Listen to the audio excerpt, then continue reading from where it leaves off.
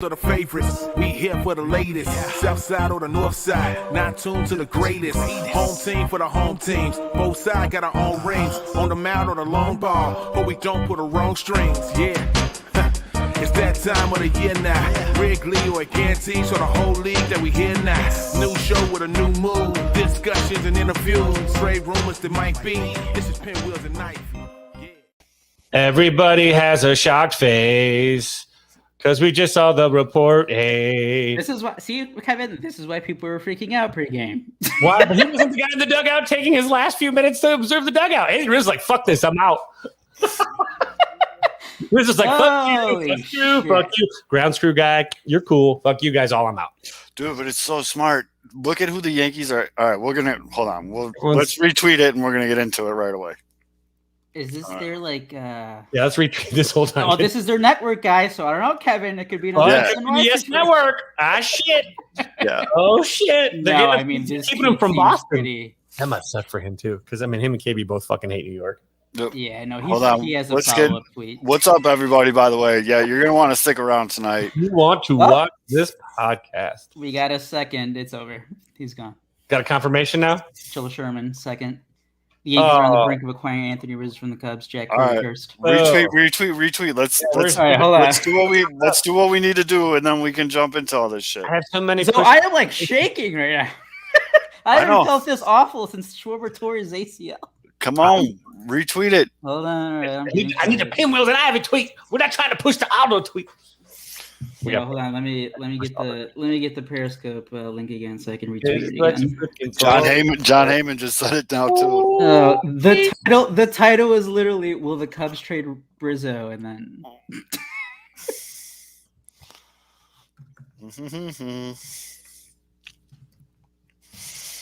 Wow, what a way to start the show. We're just gonna have a whole hump talk about you guys doing Hernández. Was like, everyone's like, "Oh, KB's being so sentimental. He just wants."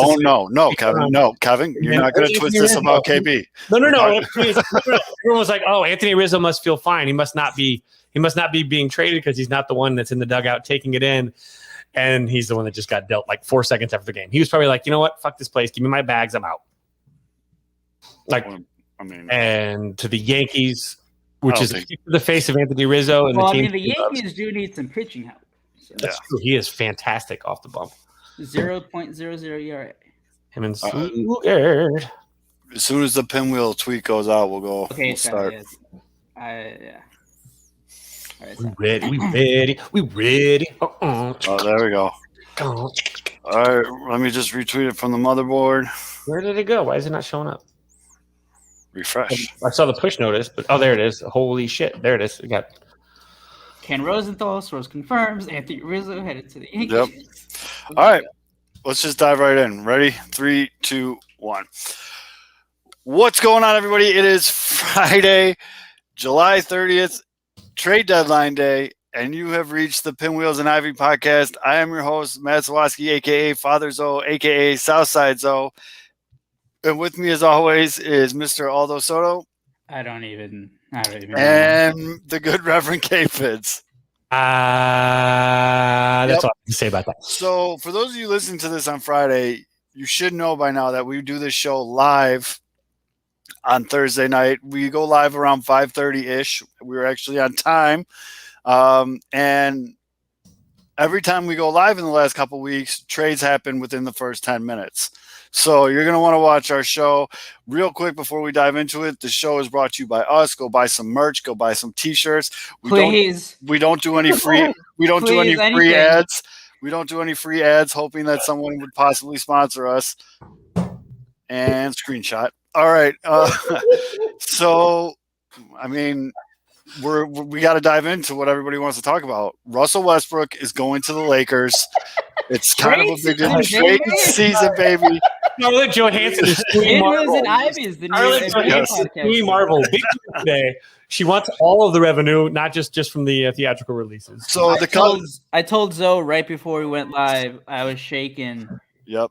And I haven't felt this feeling that pit of your stomachs and Schwarber tore his ACL 3 days into end of an era, man. The curtain has finally closed on the Cubs World Series team as we are live on Thursday night, 5:32 Central Standard Time.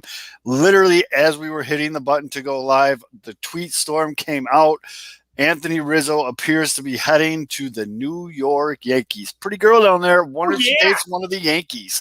I love you, Yankees. I love you. My dad's mayor. I love you. Oh, yeah. So this is wild, man. I mean, the rumor that was going on for a long time was Rizzo was going to the Red Sox. So are the Yankees just blocking him from arrival? But look at what the Yankees are doing. And we're gonna get into all the trades, but we might as well just dive into it because it's relevant now. They had Joey Gallo. They're gonna get Aaron Judge back, and they're adding Anthony Rizzo. That's 3 left-handed bombers in a very short porch in right field.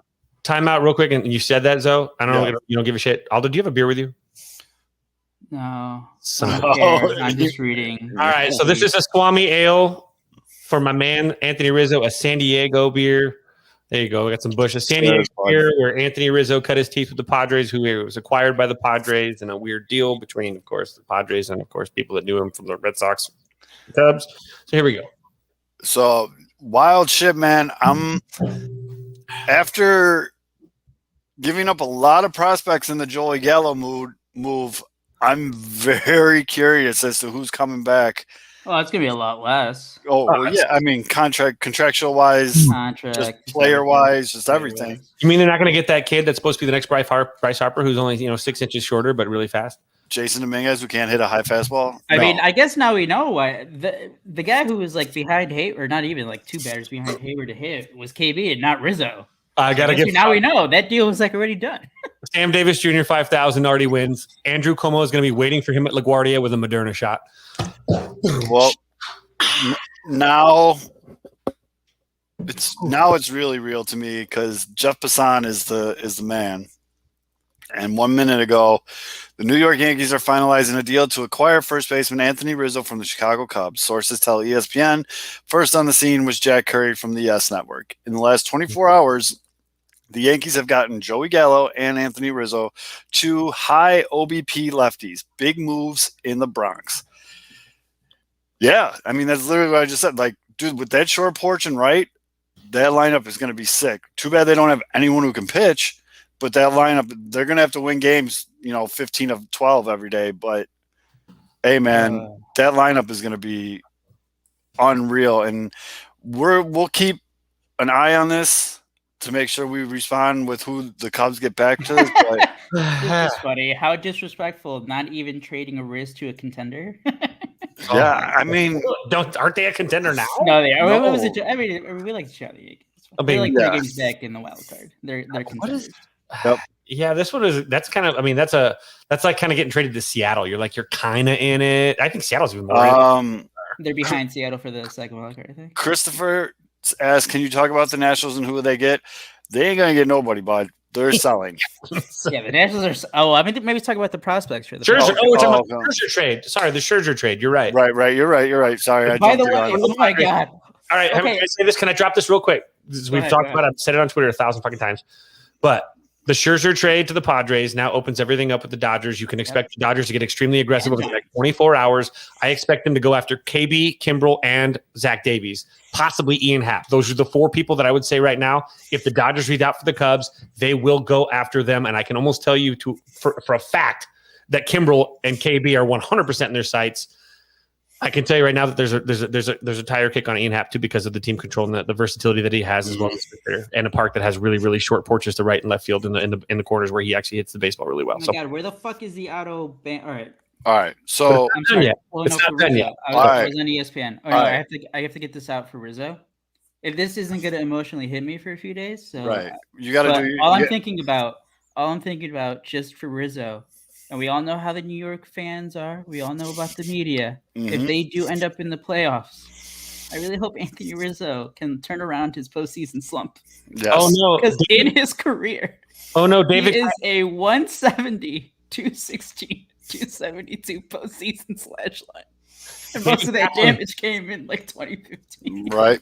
David Kaplan, $200 million, well north of $200 million contract offer. David Kaplan, his hearing, Bryant and Kimbrel are next. So it must be done. KB must be gone. Forget it. It's over. I mean, I mean, yeah, Kevin, I said it. there's a reason these guys didn't play today. Yeah, you're being facetious, Kevin, but I'm pretty sure he's going to get dealt. Or at least there's like a good chance. There's a really good chance. There is actually 0 offers currently on the table. I'll just say that. 0 currently. So we'll keep it at that. There are, again, the key word is quote unquote bored from the people. I was told this morning to wake up and screenshot as much as I could screenshot today. I understand a little bit why, but I don't understand all of it why. So we'll see why in a second. We'll probably see within 24 hours. Again, there's nothing now, which means now things will kick into overdrive because, of course, teams are like, ooh, Rizzo's gone. Must be the first domino to fall. We'll see. I mean, Kimbrel. I'm saying Dodgers. I'm saying KB to the Dodgers. We'll see, I guess. Mm-hmm. So there's a lot to break down here. I mean, obviously, once we see the return from the Yankees, we can get a little bit more. But again, if you're just joining us right now, Anthony Rizzo is now on the New York Yankees, ladies and gentlemen. That's a rough one for Cubs fans. I mean, I know people were a little upset with his subpar season this year, but for his book of work with the Cubs and everything he's meant to that organization, that's a tough guy to see walk out that door. So, by the way, Bob Nightingale, friend of the show and father of current White Sox prospect, Mike Dukes is in the chat. What up, Mike? But hey, Bob Nightingale 1 minute ago, there are rumblings the Padres would want to unload the bulk of first baseman Eric Hosmer's contract. Could now approach the Cubs' Anthony Rizzo. So the other thing too is, I guess the Yankees are trying to get rid of Luke Voit. So right. I don't know if he might be. He's so injury prone. Can we definitely, before we close this thing out today at the end of the show, we definitely need to tell our favorite Anthony Rizzo moments. Yeah, that's fine. We'll go through it. At least for now. Unless something else happens, then we have some more moments. The good thing for Rizzo, he doesn't have to worry my lucky Buddha, by the way. Rizzo doesn't have to worry about the facial hair stuff. He's clean shaven always. So yep. So we're not going to see the weird before and after pictures. Good, and we don't have to hear 20 different sick tweets about, I wonder what he's going to look like without a beard. I saw the KB Photoshop. That was pedo right there. It was terrible. Yeah. I was like, he can't even. Nah, he can't go to the Yankees. He wouldn't grow it anyway. I mean, he can't really. I mean, he's just got a little bit of. But so there's been a lot of deals in the last 48 hours. Well, the Chicago. We can start with the Chicago to Chicago trade. Yeah, we could get that. Would be a good one. So the White Sox traded high A pitcher Bailey Horn for Ryan Tepera. We kind of alluded to that last week that it just made sense. We didn't know what it would cost. We found out now. Bailey Horn is a decent prospect. I mean, he was drafted in 2020 by the White Sox in the 5th round. I mean, he's a kid. He was born in 1998. He was born, the year I graduated grade school. He's having a decent year, 5.63 ERA, 133 whip, nothing insane. But again, he's young. The White Sox saw enough potential in him to use a 5th round pick on him. We talked about him when he was drafted.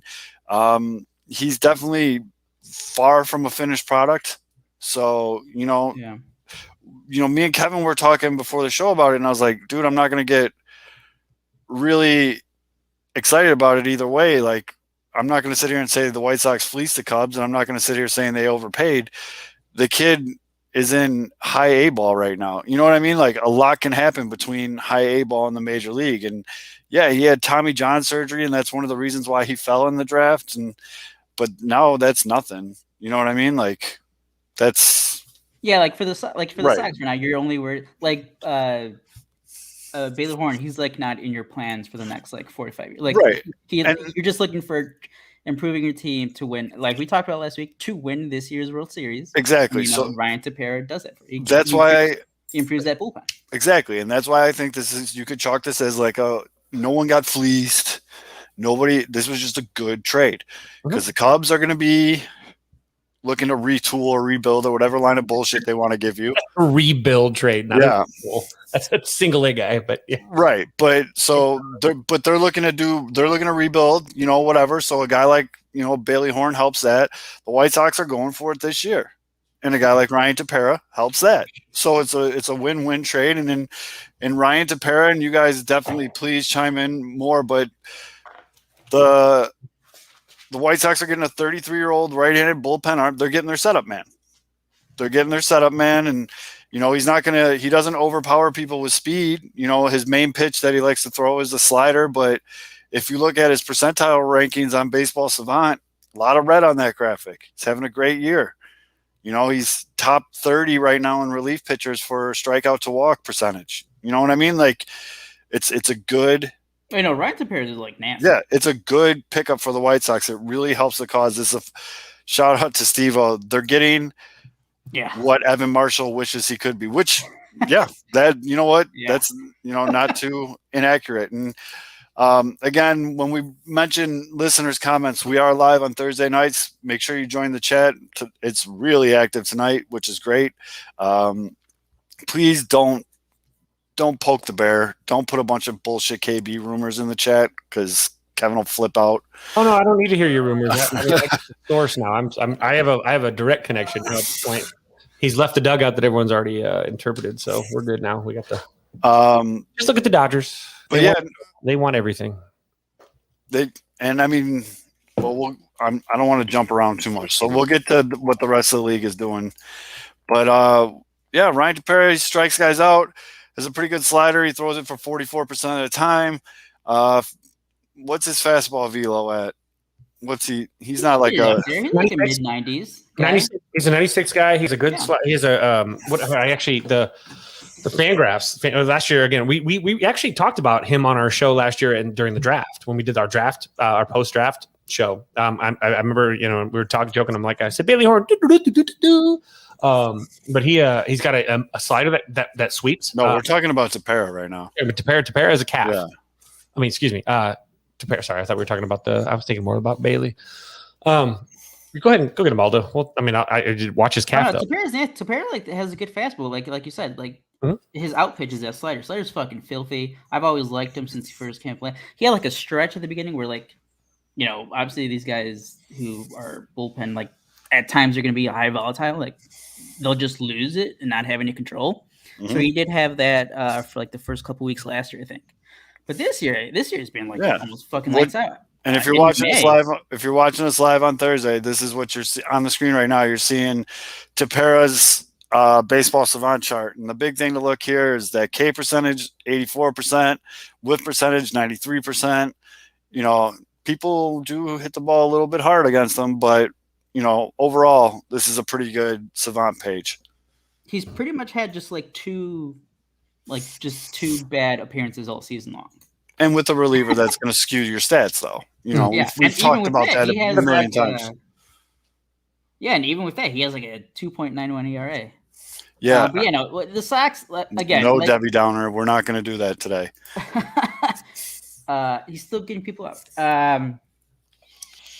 I mentioned it a little in the chat when the César Hernández trade happened, and I was like, the Sox just don't have the farm system to go out. We brought up, if you can try to get Craig Kimbrell, try to go get Craig Kimbrell. The Sox just don't Sox have they don't have the horses. They have one of the worst farm systems in baseball. Right if now. Not the worst. Why? Because all their talent is in the majors. So right. I mean, you trade that off.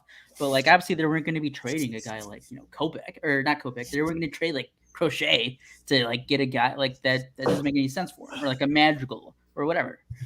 So you're gonna have to settle for that second tier.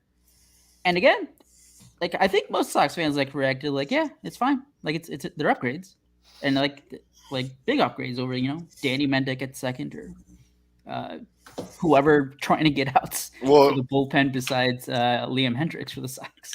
And basically, we did a Twitter space right after the earlier deal that we'll get to right now, but the Sox have been struggling to find that setup man. You know what I mean? Ooh, here we go. What? This is important. The Cubs are picking up the entirety of Anthony Rizzo's contract.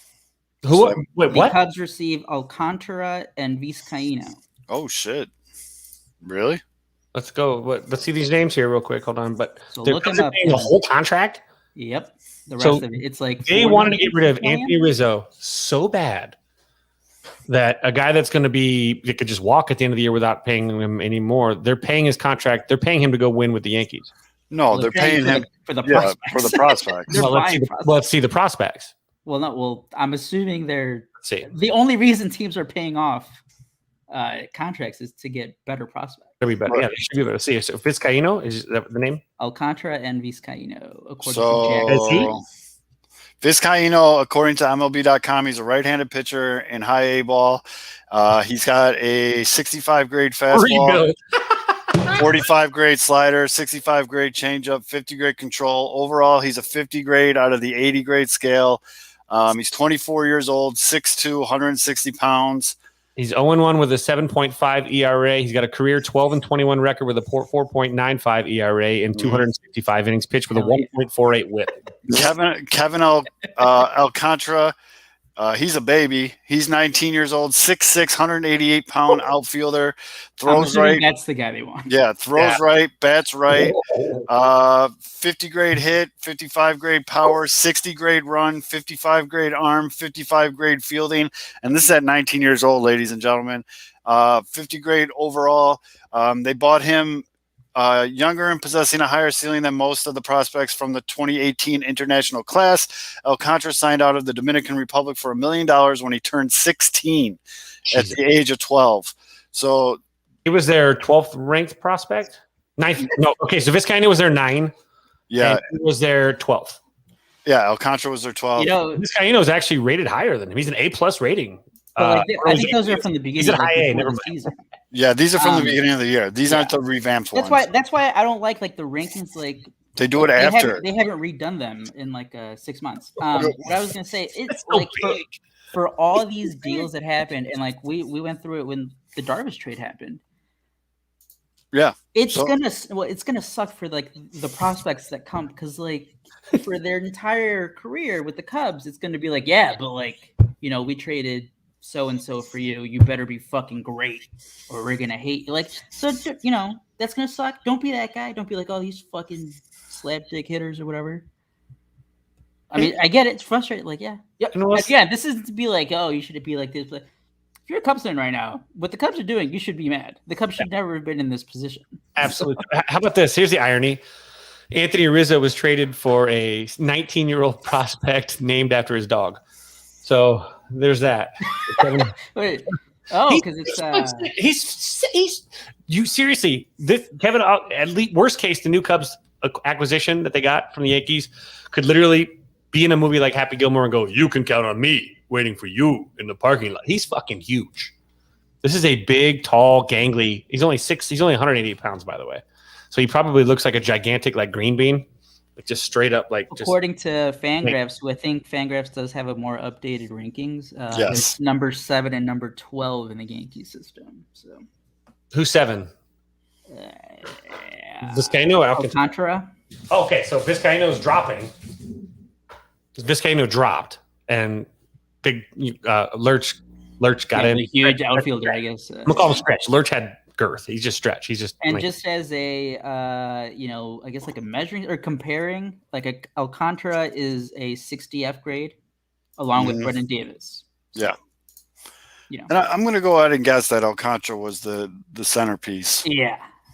Of this deal, but that's just wow. It's going to be weird to see Rizzo in a not Cubs uniform.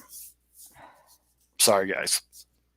I mean, I'm not trying to throw dirt. I could have made the joke. Padres legend, Anthony Rizzo.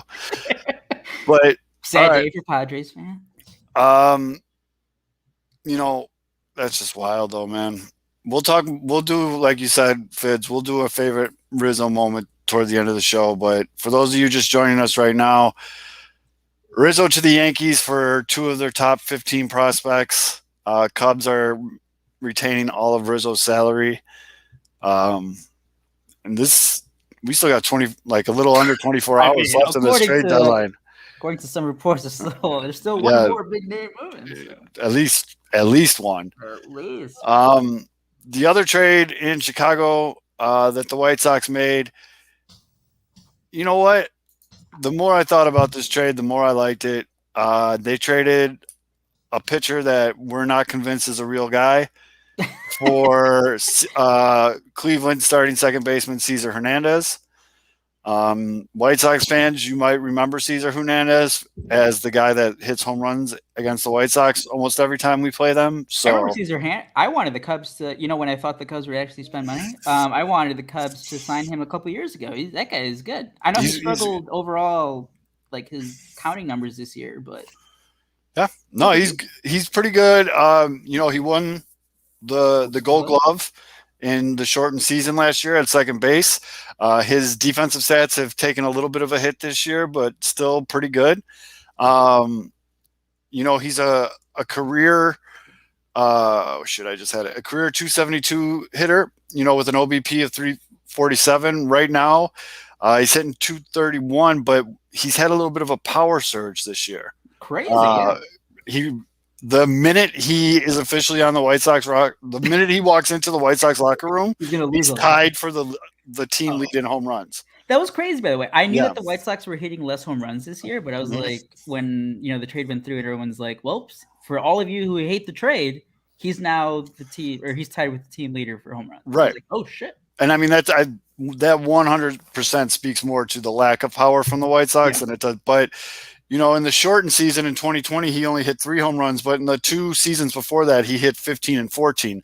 So he's already having a career year home run wise. Like the Tommy La Stella effect from a couple of years ago. Right. And, he's staying in, he knows the division. It's not like he's, going from a West Coast team to an East Coast team where, that does matter a little bit, but instant upgrade for the White Sox at second base. Huge upgrade over Leury Garcia or Danny Mendick. Again, you're getting the reigning Gold Glove second baseman. You're getting a switch hitter, which is fantastic for the White Sox. That's huge in the lineup. You're adding a little bit more pop to the bottom of the order. He's, and he also has an option that they can pick up next year. After they trade Madrigal, so. No, what I think is going to happen is this is bye-bye to Leury Garcia, super utility guy. I think César Hernández is your new super utility guy. Mm-hmm. I was going to say the only concern for this year, I don't know how he's done lately, but overall his splits. And I know the big thing for with the White Sox is we need some help against right-handed pitching. Mm-hmm. Right, he's killed lefties this year. But against righties, he only has a 695 OPS. Right. It's not great. Really excited about that. Also, he's also a very large upgrade in OPS and slugging percentage from the previous occupant of the second base. Oh, no, for sure. No, he's still an upgrade. Oh, he's yeah. Still an upgrade. I meant the one that was before he even got hurt. The other guy, the little guy. Yeah, the guy that was hitting over 300. OPS. Yeah, the guy that was hitting over 300. It's okay. It's okay. Yeah, I mean, I like to fuck with numbers too. We could play numbers game all day. I like what? Madrigal in AAA when he actually played a full season.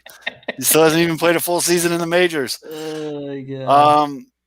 My initial reaction when I saw the César Hernández deal, actually, Madrigal has a higher OPS, so my joke failed on it. No, Kevin. He's got a 425 slugging. Yeah, because he got hot the last week. He started hitting triples and doubles like it was fucking. I mean, we saw the home run. Right, but he started hitting triples and doubles, dude. That's true. Although his OPS plus is even better. No, César Hernández, I mean, he's 5'10" too. César Hernández. A good fill-in. He's going to be a good fill-in. And then next year, I think Leury and Mendick are both in contract years or whatever. We'll pick up César Hernández to be the super utility guy. He's played. Wait, we got another trade. Not the Cubs. Okay. But the Mariners, Diego Castillo. Yeah, that's a good reliever from the Rays. What are the Rays are like buying and selling? Yeah, dude, the Rays have always been weird. But you know what they always say? If you make a deal with the Rays, get ready to get fucked because they got rid of Blake Snell. Sucked.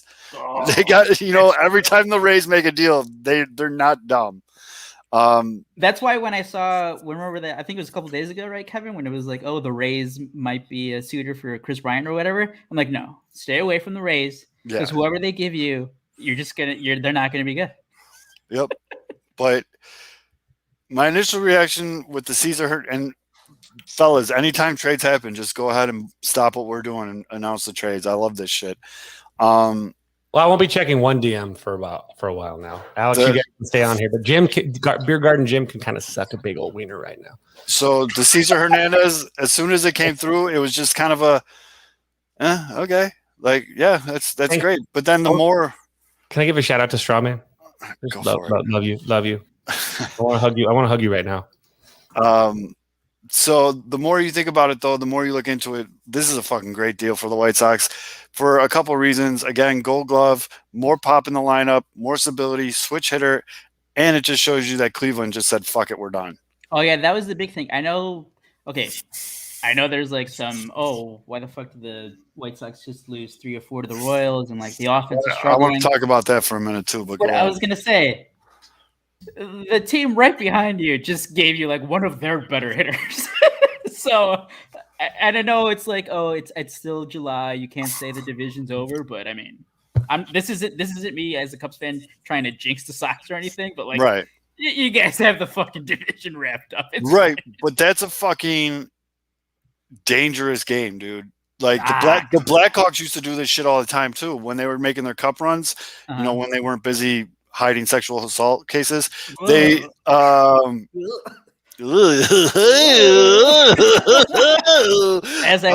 have a Blackhawks. We all have a closet full of Blackhawks. Oh yeah. They used to do that though, and everyone would be like, "Oh, it's fine. The Blackhawks can turn it on when the playoffs come." This is a very inexperienced playoff-wise White Sox team. I don't want them to think that they can just step on the gas whenever they need to.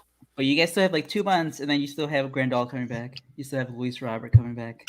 Now you added an actual Tepera, César Hernández, and I don't think Han's done. By the way, I think he's going to get one more reliever because the bullpen needs as much help as it can get. Yeah, they think they're going to get Jace Fry's brother, which is awesome because I hope is that his brother? I looked at the name. I'm like, wait, are they? I hope they DFA Jace for his brother. That would be an awkward ass Thanksgiving. But yeah, I mean, they just got Eloy back, and I don't think Eloy's groin is that injury is all that serious. I got no problem with the Thursday afternoon. Who gives a fuck game against the Royals when it's hotter than the devil's crotch out there? Just sit everyone. You want to have some fun? Throw Andrew Vaughn at second. Fuck it. I don't care about that. Like, I know some people are all salty about it, but the thing that does, because 2 things concern me. One is arm fatigue is starting to show up a little bit with some of these White Sox starting pitchers. And we're seeing it mostly with Rodon. We're seeing it with Keuchel. And we're seeing it a little bit with Giolito. Lance Lynn just runs on beer and hot dogs. That guy he's a fucking unit. But, so I think we're going to see some spot starts start happening for the White Sox, especially in these no-point games. That's a bonus about having the division wrapped up on July 30th. Okay? That's a perk of it. A disadvantage is you get way too fucking comfortable. And I don't want it to all of a sudden be the end of August, beginning of September, and people are just like, oh, fuck, all right, we got to get going now. And they can't get going now. And if you remember when they lost to the A's, a big thing post-season shit, all those interviews were, we kind of took our foot off the gas. We didn't really, finish as strong as we wanted to because they limped into the playoffs. And they were, we're not going to do that again. We're going to have a killer mentality. We're going to do this. You got to show it to me now, fellas. Now's the time. You talked a lot of shit, so now's the time. Like, I'm a Bears fan. Fuck the Cubs. That's a weird comment. But he only likes adult Cubs. Oh, he only likes the adult version of Bears. Yeah. So that's the thing. That's the thing that concerns me. And I'm seeing in comic people agreeing. Like, they didn't announce any of the starters for the Cleveland series this weekend because I think we're going to see like Kopech's going to get some big. We're going to get some other shit going on. Cease was the other name. You got to start monitoring these innings going into the season, but you got, and I'm sure Kevin, as a coach, this is the delicate dance now. And this is where the advantage is going to be having that Hall of Fame guy in the fucking dugout is because he's going to have to do that delicate dance of keeping them loose and keeping them sharp, but not killing that arm. Yep. I mean, that's, well, I mean, unless you want to use most Sox fans' which is thrown every day. No, Kevin, stop worrying about what 7 people on Twitter say. You got to stop doing that too. I can't because the 7 people are in the one group DM. No, you got to look with Rodon. You got to pull them back. You got to these guys. It's August, man. It's August. It's everyone's got dead arm. Oh wait, I want to interrupt the This is the trade sign now. This is trade. No, it's not a trade. But I did want to bring it up, and it has to do with Rizzo being traded, and it has to do with like potential trades in the future. I wanted to ask Kevin, if the Padres call Jed Hoyer and they're like, "Hey, we'll give you a top 100 prospect, one of our top 4 prospects," like that's not 2. That's like one of their top 4 prospects. But you have to take on Eric Hosmer's contract. Would you do it if you're the Cubs? No. You can't. You're going to take on a shit contract with a guy that's been shit, basically, and then you're going to do what to help the Padres out for the next couple of years? No. Nah. Okay, that was just Hosmer should be a big hard no. There's been a lot of chatter. The Hosmer thing, that's a snake move. If you take Hosmer, you're a fucking chump. Sorry, that's a bad ball. You're not doing it for Hot. You're doing it to get probably a top 50. But you can't afford to pay Anthony Rizzo the same price you're going to pay fucking Hosmer. But you're going to take it again. This is a retool, right? Isn't this a retool? I was told it was a retool. Yeah, a rebuild. It's retool, right? Retools mean you're getting major league ready caliber talent, not single A pitchers and. Well, I mean, the Padres have a lot of guys who are ready and teenagers and. No, I don't want the Hosmer. You might as well you could have traded Rizzo to the Padres and eaten salary and gotten him. So, no Hosmer. I got to tell you guys a little bit of a story because I think it might make you sad but happy too. My little brother told my niece, who was 3 years old, that the Cubs traded Anthony Rizzo, and she said, and I quote, "They are dumb jerks." Hell yeah. That's fair. You know what we're seeing today? We are seeing 100% why corporate run teams that don't believe in the family concept, which is a majority of Major League Baseball. I'll be honest. There's most teams are not a family. They just preach Kevin, this is why Cubs fans were mad that Rizzo or KB didn't get at bats. Well, right. Yeah. And this is me again, coaching etiquette 101. When you have a shitbird on your baseball team and it's the last game of the season and you want mommy and daddy to get one last chance to see little shitbird and you love the kid because he's a good kid, you don't wait until there's a situation where perhaps they might get a chance to hit. You fucking pinch hit them for the. Why is Jason Hayward hitting when you know Anthony Rizzo is going to get traded? Give him an at bat, get him to first, get him out, send a pinch runner in him, give him the standing ovation. Go fuck yourself, Rizzo. Whatever, that's fine. But what they're doing, they didn't do it. Yeah, that's where fans were. It is more important for the Cubs. Well, I'm just bringing it up because you said whatever is to protect their investments. They don't give 2 shits about any player. They don't give 2 shits about your fans. They don't give 2 shits about Ricketts' bullshit story about meeting his wife in the bleachers, where probably more than one people met her in the bleachers too. Wink, wink, nudge, nudge. His bullshit story about all that shit. It's all bullshit. These people don't care about you as fans. They don't care about the players as people. They are nothing but stock and commodity. And this is what the game is. And unfortunately, Rizzo got the short end of it. Look at that. He doesn't wear facial hair anyway. So, I mean, he looks good in pinstripes, though, because you know what? These guys are going to go on to win a World Series while we're going to sit here and watch the Cubs just whittle down the drain and sit around for 4 years while Ricketts keeps telling us next year we'll pay. Next year we'll pay. Next year we'll get Bryce Harper like in 2017. Next year we'll blah, blah, blah, blah, blah, blah, blah, blah. It's all bullshit. It's all fucking horseshit. It's all. Yeah, but you know what? KB's still a Cub for now. And when it goes, that was hilarious. This is me trying to calm myself because he's still a Cub. If it was KB, the fact is, it wouldn't end. But at least Anthony Rizzo's still a Cub. Every single fan that defends the owners is a fucking meatball. Yeah, by the way, you defend the players. You stand with the players. They deserve more of the chunk of the pie. And if you think that they're greedy because they want more of the chunk of the pie than the owners get, then you're a fucking meatball. There you go. Eat it, wear it, love it, live it, whatever the hell you want to say it. I'm so done with people trying to defend pieces of shit like the Ricketts family that stand here and try and gaslight us for the 3 fucking years. Every year it's been, we'll pay next year. We'll pay next year. We'll get Bryce Harper. We'll get the Marquee number. Shut the fuck up, Tom. Okay, go back to Nebraska where you belong. Nobody gives a shit about you. Okay, you're a liar. You made up fake stories. You're a piece of shit human being. Your brother's a piece of shit human being, and your dad is the god of fucking pieces of shit. Fuck old man Ricketts. Send them all back to Nebraska. Sell the team. Give it to Mark Cuban. Let's find something else. Let's go. Yeah. With that, this tirade has been brought to you by Miller High Life. No. Bush Light. Sorry, I'm just happy it's not me. I'm just happy it's not me this week.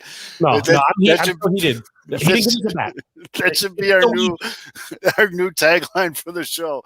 Pinwheels and Ivy podcast. Find out which one spazzes out this week. Here's worse. Here's about this. What if they didn't tell David Ross any of this shit? And David Ross wanted to know this so he could have given his buddies the respect they deserved on the way out. Yeah, they withheld it from David Ross for him not knowing. That's fucking dog shit to me. You don't know that. Either he knew and he didn't, which makes him a piece of shit too, or he didn't know and it just makes the people that we know are pieces of shit. Crane Kinney, Tom Ricketts, all that front office ownership group that spits through fucking the giant bald penis face on the radio show that likes to leak fucking. You can say his name, David Kevin. No. You can say his name. It's fine, Kevin. We don't have to do the subtweets. We don't have to do the subtweets. No. I'll just say Voldemort. Voldemort. We know who that is. We know who Voldemort. You can say David Kevin. We're big boys. It's okay. Nothing's bad gonna happen if you say his name. It's okay. We should talk a lot of people. He's not the only one. I don't like the idea. Like again, as a coach, you want to give the people that have treated you right a fond farewell. And David Ross, he might be a baby coach. He's a human, and that's just that's why I'm heated because it wasn't that hard to do. So if he didn't know, that's a problem. If he knew, it's even a bigger problem. That is pretty cheeks that they didn't let KB or Rizzo get one last at bat. I mean, but they knew Rizzo was gone apparently because it happened to me. Like, I mean, literally, it was like less than an hour after. I based 100% of my opinion of him being a done deal that he's not going anywhere, at least for now, on the fact that he wasn't given that last shot to get one last standing ovation. When will the Yankees be at Wrigley Field next for Anthony Rizzo to get one more goodbye? Bush. Okay, who is doing the don't not put fake trades in the chat if there's an actual trade? Yeah. Yeah. Don't put fake trades in the chat because we're trying to talk here and not. Now I have to look this up just to make sure. Yeah, now we have to check. No, it's not. Okay. I'm not even going to say it.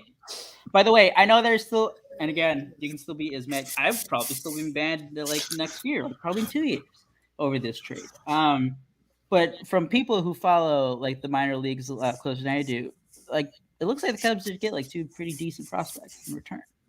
I know that doesn't mean anything for like the 19-year-old's a stud. The 19-year-old is the and then the other pitcher, I guess, just high risk, high reward kind of. But to Kevin's point, these aren't retooling moves; these are full-fledged rebuilding moves. Like the Cubs are rebuilding. Well, again, it's we've been lit, and they're going to tell us they're going to spend in the offseason. Wait for it; it'll be somewhere around like like early November. We're gonna or like late September. We're gonna spend in the offseason. I do have to disagree with Kevin because since 2018, they haven't told us they're going to spend. They haven't told us that. They've literally They've literally said They've literally said Tom Ricketts literally said there's no money. Oh, guess who gets to play the White Sox in the Field of Dreams game now? Oh shit! That's right. Yes. Well, I was already going to tune into that bad boy, but now it's even better. Yeah. He's going to be back, guys, on August 12th. The corn. Yeah, they play on the south side, and then they go to Iowa for weird corn stuff. I want to know did you guys see the field? I know we got like 100 more trades to talk about, but did you see the field for the Field of Dreams game? How short it was. Is it really? No, it looks beautiful. Everything looks great. If Eloy plays left field, I'm going to be pissed because that fence is just a chain link fence, and he's going to do something stupid and rip his arm off. You're DHing today. I noticed the top of that chain link is sticking up past the bar on the top of that fence. It'd be terrible if someone reached their arm over it. Like, oh my God, no! That's the first thing that popped in my head was Eloy can't play left field in that game. I mean, and just for a moment, Fids, catch your breath.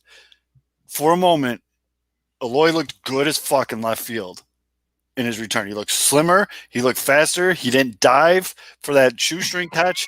Eloy last year would have dove for that ball. He would have did a somersault or kind of like.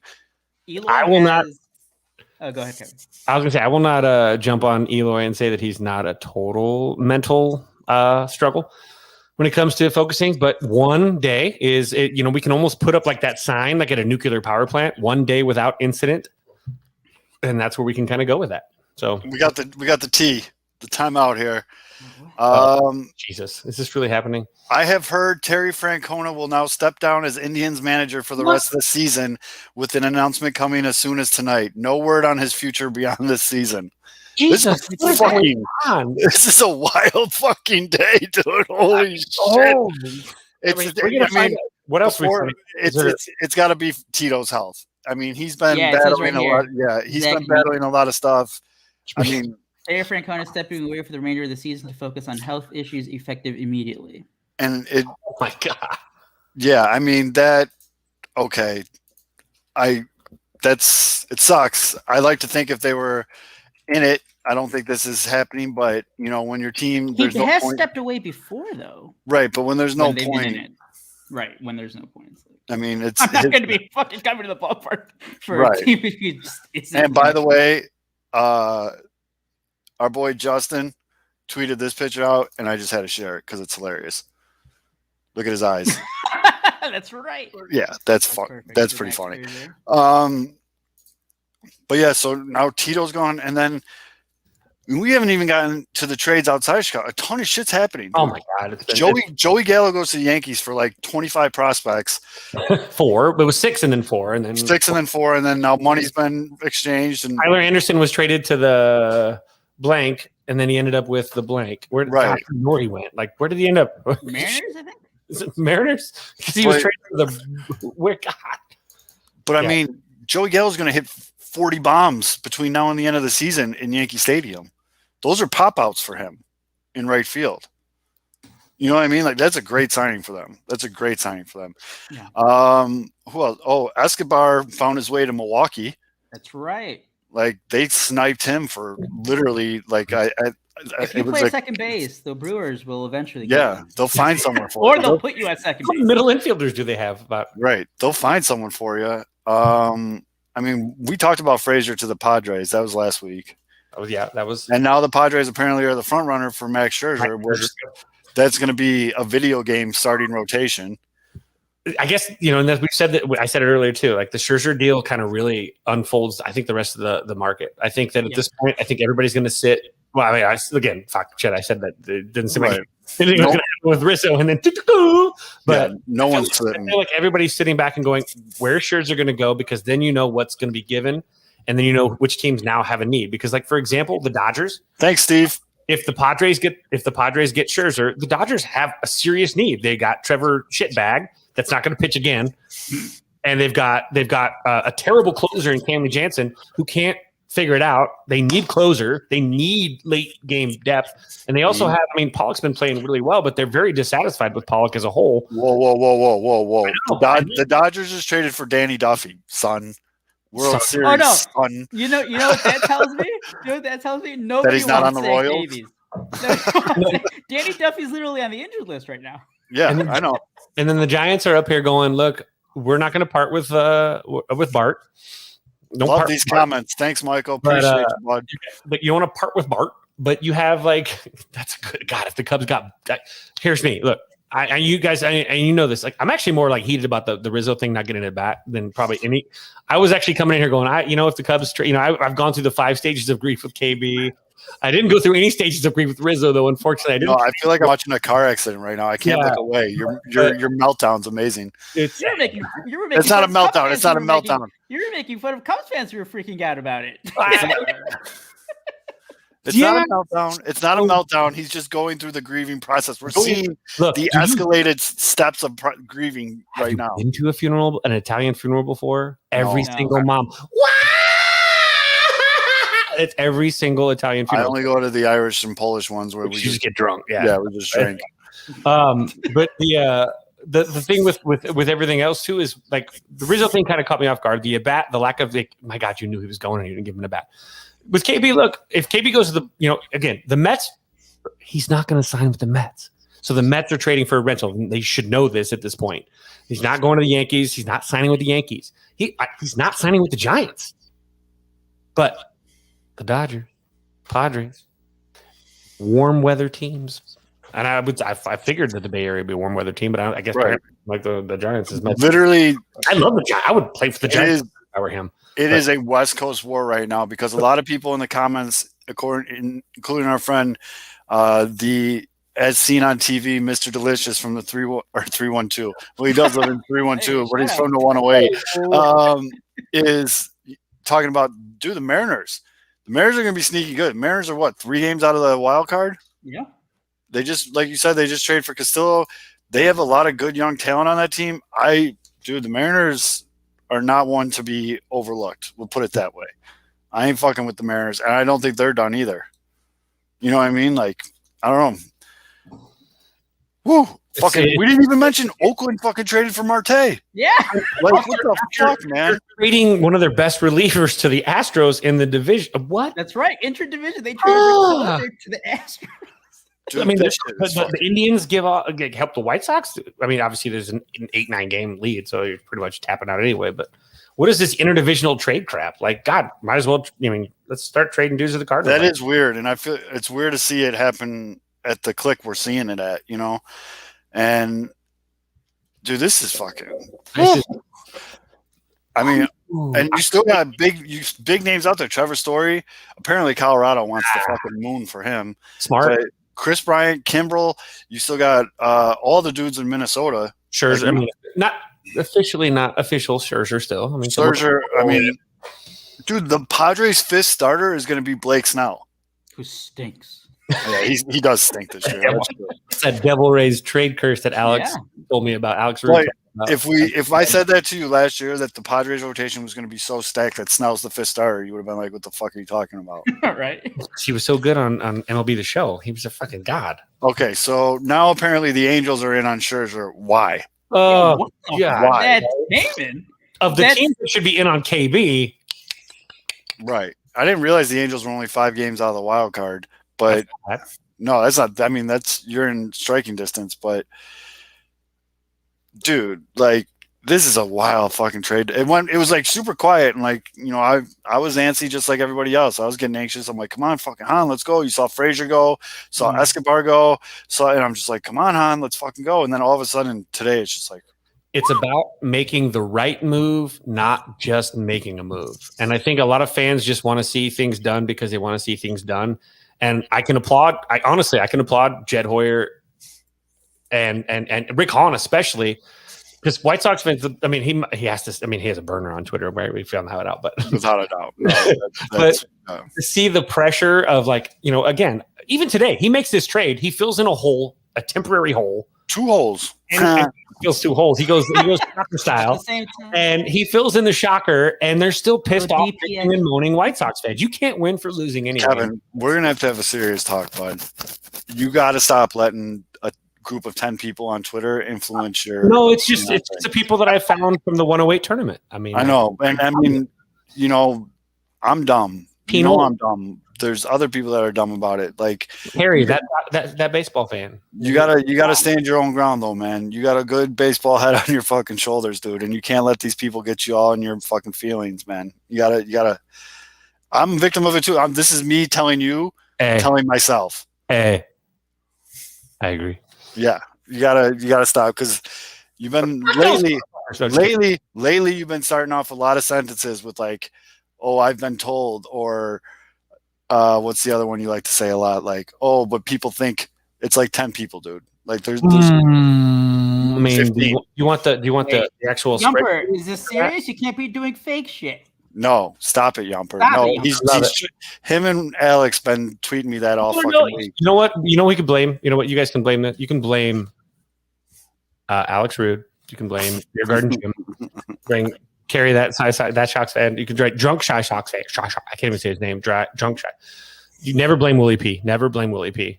Never blame Aloha. I just don't want you to have a fucking brain aneurysm over this shit, dude. You're such a passionate fan, which I've lost my shit far worse over a PlayStation. I know, so it's fine. But I worry about you sometimes, bud. You get really worked up about this shit sometimes, but.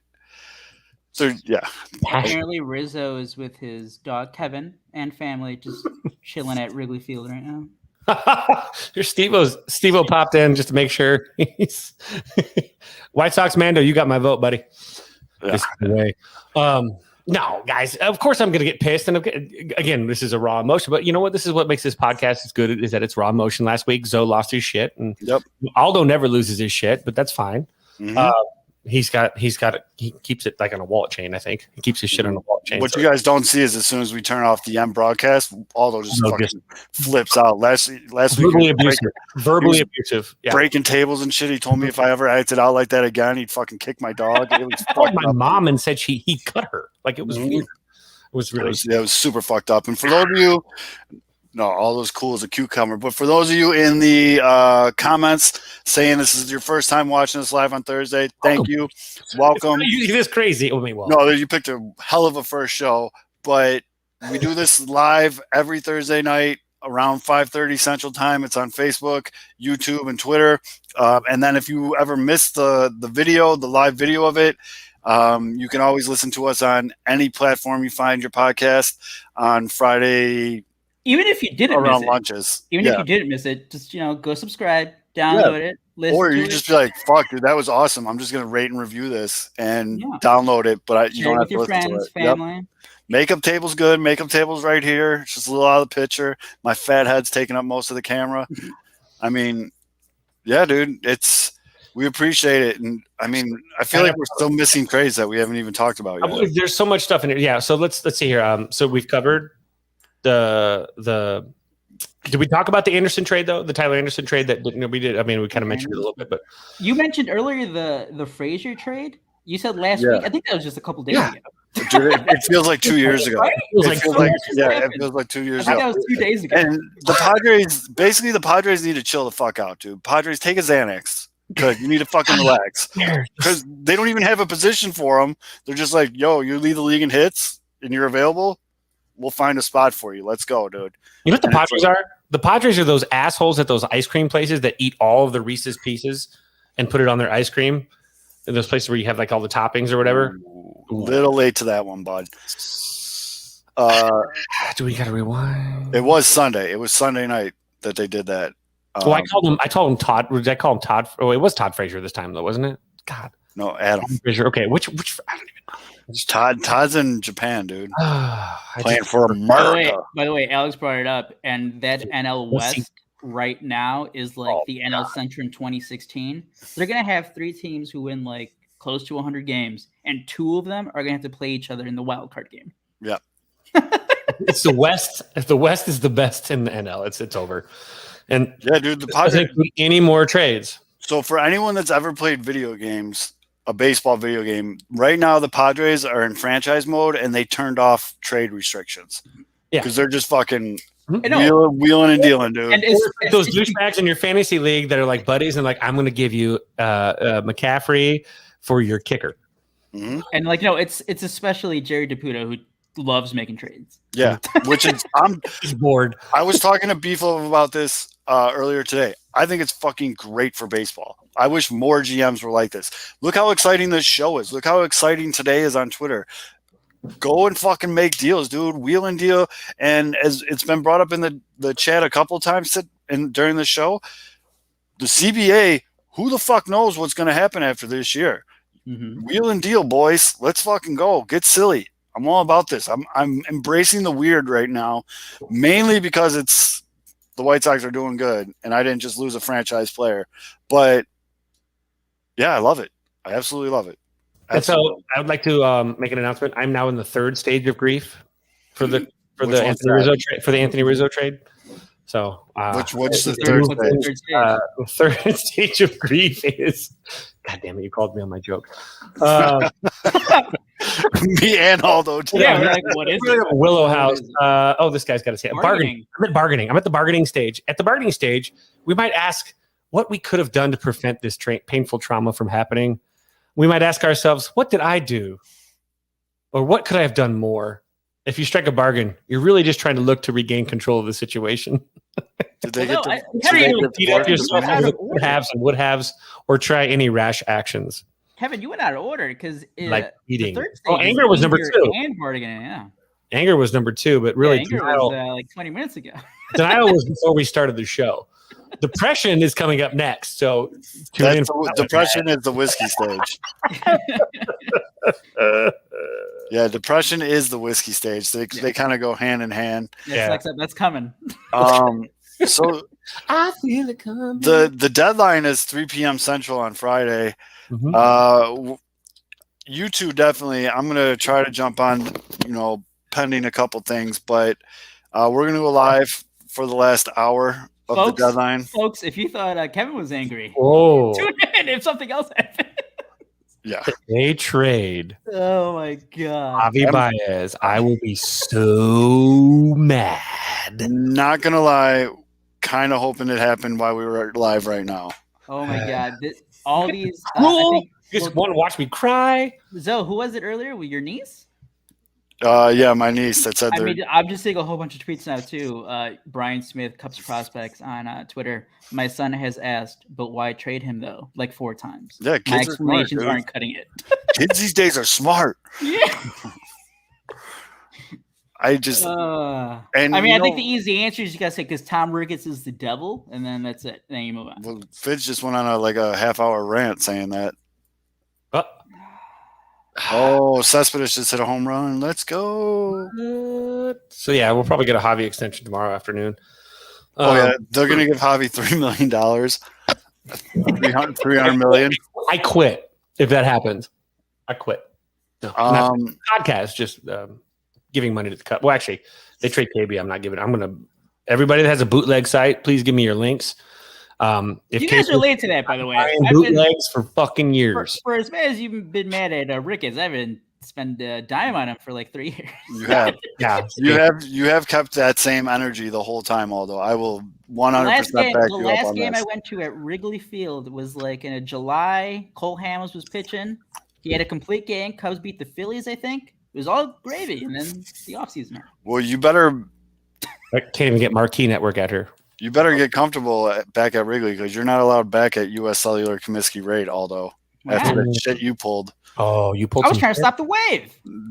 That was the only good thing. But when you were leaving, you rolled down the window and took a video. Okay, no, I wanted to ask you guys because they did a couple weeks after that. With White Sox fans, the White Sox cannot have fireworks after a loss. No, it's a bad look. It is a bad look. Well, celebrate. And you went on a Saturday. It's a Friday night. It's a Friday night. Or Friday night. It's family night, dude. They do it for the kids. It's for the kids. Okay. Why do you hate kids? Hey. It was a joke. That's a jinx right there. Aldo hates kids. New headline. He hates dogs, old people, and children. Here we go. I should have never gone to Chicago. That was the thing. It's true. That's true. The Cubs. In fact, now I have changed my blame. I don't blame Tom Ricketts. I blame Aldo for his post in his video. Jesus. It's dude. I really think. I love this energy. That we're not even like halfway done on this trade deadline. I think shit's gonna still keep going crazy. I feel if we talk for another 12 minutes, we're probably gonna get. The Mets are gonna do something weird. Right. They have to. They need pitching. And Cohen wants to make a splash. Cohen's like pulling like the old. He is got to be antsy as fuck right now. Get somebody. We talked about the NL West, Padres, Dodgers, and Giants doing trades. The Red Sox have to do something now because, they were in on Anthony Rizzo. The Yankees just swooped in last minute, it appears. So the Red Sox have to do something. Fids, I'll send you the link to this after the show, but 670 The Score's Matt Spiegel is doing a very similar rant to yours. He's pissed that Bryant and Rizzo didn't get one more at bat in this game to get their final ovation at Wrigley. I just show look, and this is a big part. Free agents are watching this right now going, or potential free agents or potential future Cubs acquisitions and going, look at how this organization treated the dudes that brought them their first World Series 108 years. No, how about this? You get a convenience fee now. So guess what? Hey, Cubs fans, you guys going to call Chris Bryant greedy? You're going to call anybody greedy? How about this? You get now, if they trade Chris, for example, you get a convenience fee. Which means now, hell yeah, he's asking for Bryce Harper money. He wasn't asking for Bryce Harper money before. Again, these players look at this and they're like, oh man, they treated Rizzo that way? They did him that dirty? Okay, well, if I'm going to go there, you're going to pay me an extra $20 million over the course of my contract to do that. So it's going to cost more. So, of course, Scrooge McRicketts doesn't understand this because optics for him are how much money can I take from my pocket and give to, whatever other causes he loves. It's the fact that these players are looking at it and going, I will go there, sure, but you're going to pay me up front because you screwed Chris over on his service time. You gave him the illusion that he was going to get it made up to him on his first extension, which they never did. They're obviously going to trade him. And you did the same thing to Rizzo, who took a pay cut, a low salary, to sign with the Cubs. Come get your boy, Fitz. I have another traumatized. Listen to the Tainted Glove. Just don't listen to Pete today. I told my daughter that the Cubs traded Anthony Rizzo. She asked why and told me at least they still have Chris Bryant. That stinks. Oh God, that stings. And Alex makes a good point too, though. I mean, dude, the Mets, the Red Sox, the Dodgers, the Blue Jays. None of these teams have made a deal yet, and they're gonna. Mm-hmm. It's terrible. It's like. Look at the smile on my face. This is like Christmas for me. This is fucking. I'm awesome. glad someone's having fun. I'm glad someone's having fun. I feel like Luke Wilson in the wedding scene at in Old School, where he's like, things are going great until a couple of nude people pop out of your class. Oh, what if KB goes to the Red Sox and now KB and Rizzo are rivals in the AL East? Would he sign with the Red Sox, Kevin? Look, it's not the Mets. Anything but the Mets. If it's the Mets or the Yankees, it's the biggest FU to Chris Bryant you could ever possibly. It's actually intentional. It's intent. If he goes, because again, he said the right things the other day, right? The other day, KB was interviewed and he said, of course I'm going to listen to offers and entertain. If the Cubs want to talk to me, if I get traded, and of course I'll listen. You trade him to the Mets or the Yankees, don't even call him because it's not going to happen. He said the right things, but I'm telling you right now, if you have this. I don't know what this is, Nathan. I'm going to we'll look into it. Ooh, I'm going to be a realist. If you have this hope in your mind that if KB's traded to like somewhere else, and then that is the thing on YouTube. Come back, I know what that is, Nathan. I'll try to figure it out. Rizzo could. Nathan just wants to give us more of his money. That we can use the money to pay for that and do that. I like that idea because I did know. Sorry, Kevin. I know we just totally cut you off, but I did notice that like the Facebook. Well, you just answered Mr. Beef Love's question on the chat. God damn it! The Facebook people can't see the Periscope people, and neither of them could see the YouTube people. So if we do like a super chat, everybody could see each other's. Right? Is that what it is? We're not monetized. We're not monetized. So no, I think from my understanding, I think a super chat is because he was talking about it's a better way to support you. I think a super chat is super you chat can do it just on YouTube, and only if you like donate like I don't know $1 or something. Only those chats appear. So we read those. Oh, you gotta pay to play, son. I think that's what Nathan said. I think that because he says suggestion for the team, can you enable super chats for questions? Easier way to support y'all. That'll shut up a few. It's like a tip jar. Yeah, it's through YouTube. Yeah, it's like a tip jar. Yeah, there you go. Oh, I dig that. You get tip to tell us your opinion. Can we give Nathan a free subscription for the idea? Because that's a fucking genius idea. I would give Nate a free subscription just because he's Nate. I love him. Yeah, he's awesome. But he's big fan. I think we do need to address this real quick though. I'll be holding auditions. We need a White Sox personnel. We fired the intern. Yeah, I have not spoken to the intern in over 6 months. I have no idea what he's doing. Let's also be honest. We do this show, and it's me and Aldo and Zoe, and then we'll get to like the hour and 10 minutes, and Zoe will be like, all right, let's transition to the Cubs. The Cubs are mad like, all right, so we're going to clear this one up. I mean, in all fairness, there hasn't really been much to talk about. And also, in return, I think the first 3 years of this podcast was mainly when the Sox didn't matter. Yes, exactly. And we talked mostly about Cubs. So when are we looking at the White Sox Cubs? By the way, is this time to create our bet or should we wait till next week? Cubs Sox. I don't even give a fuck about that. I'm still in it. I'm still in it. I don't give a shit. They could throw out, they could put Aaron, we could put Strogar on the bump, and I'm gonna. What was the bet? Chug a beer after every loss. Oh. But I mean, I tried to convince you. After every loss, we're gonna all die. Yeah.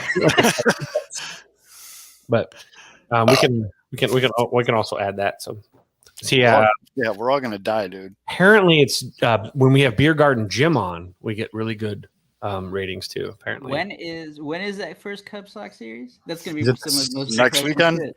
next week Next weekend. we'll have one more, so we can come up with some parameter. We might have to do a spread depending on how this trade deadline. No deal. I mean, beer's beer. I mean, last year I had to chug at a wedding, so I'm I mean, fine. Kevin, do a tattoo bet. You still won't do a tattoo bet. You won't let me name your own. I won't do a tattoo, dude. The White Sox have a pretty rough schedule coming up. I mean, Yeah, gotta face the Cubs. well, they got 3 at home versus Cleveland, then 3 more at home versus Kansas City. Then they go to the Cubs. They go to Wrigley on the 6th, 7th, and 8th, and then they go to Minnesota, and then they got 3 at home versus the Yankees, including the one in Iowa, and then 4 at home versus the A's. Then they go to Tampa for 3 games. Then they go to Toronto for 4 games, and then they have Cubs at home for 3 games. Like, Rest in peace to my mentions, by the way. Ooh. why? What did you do now? Oh no, it just me.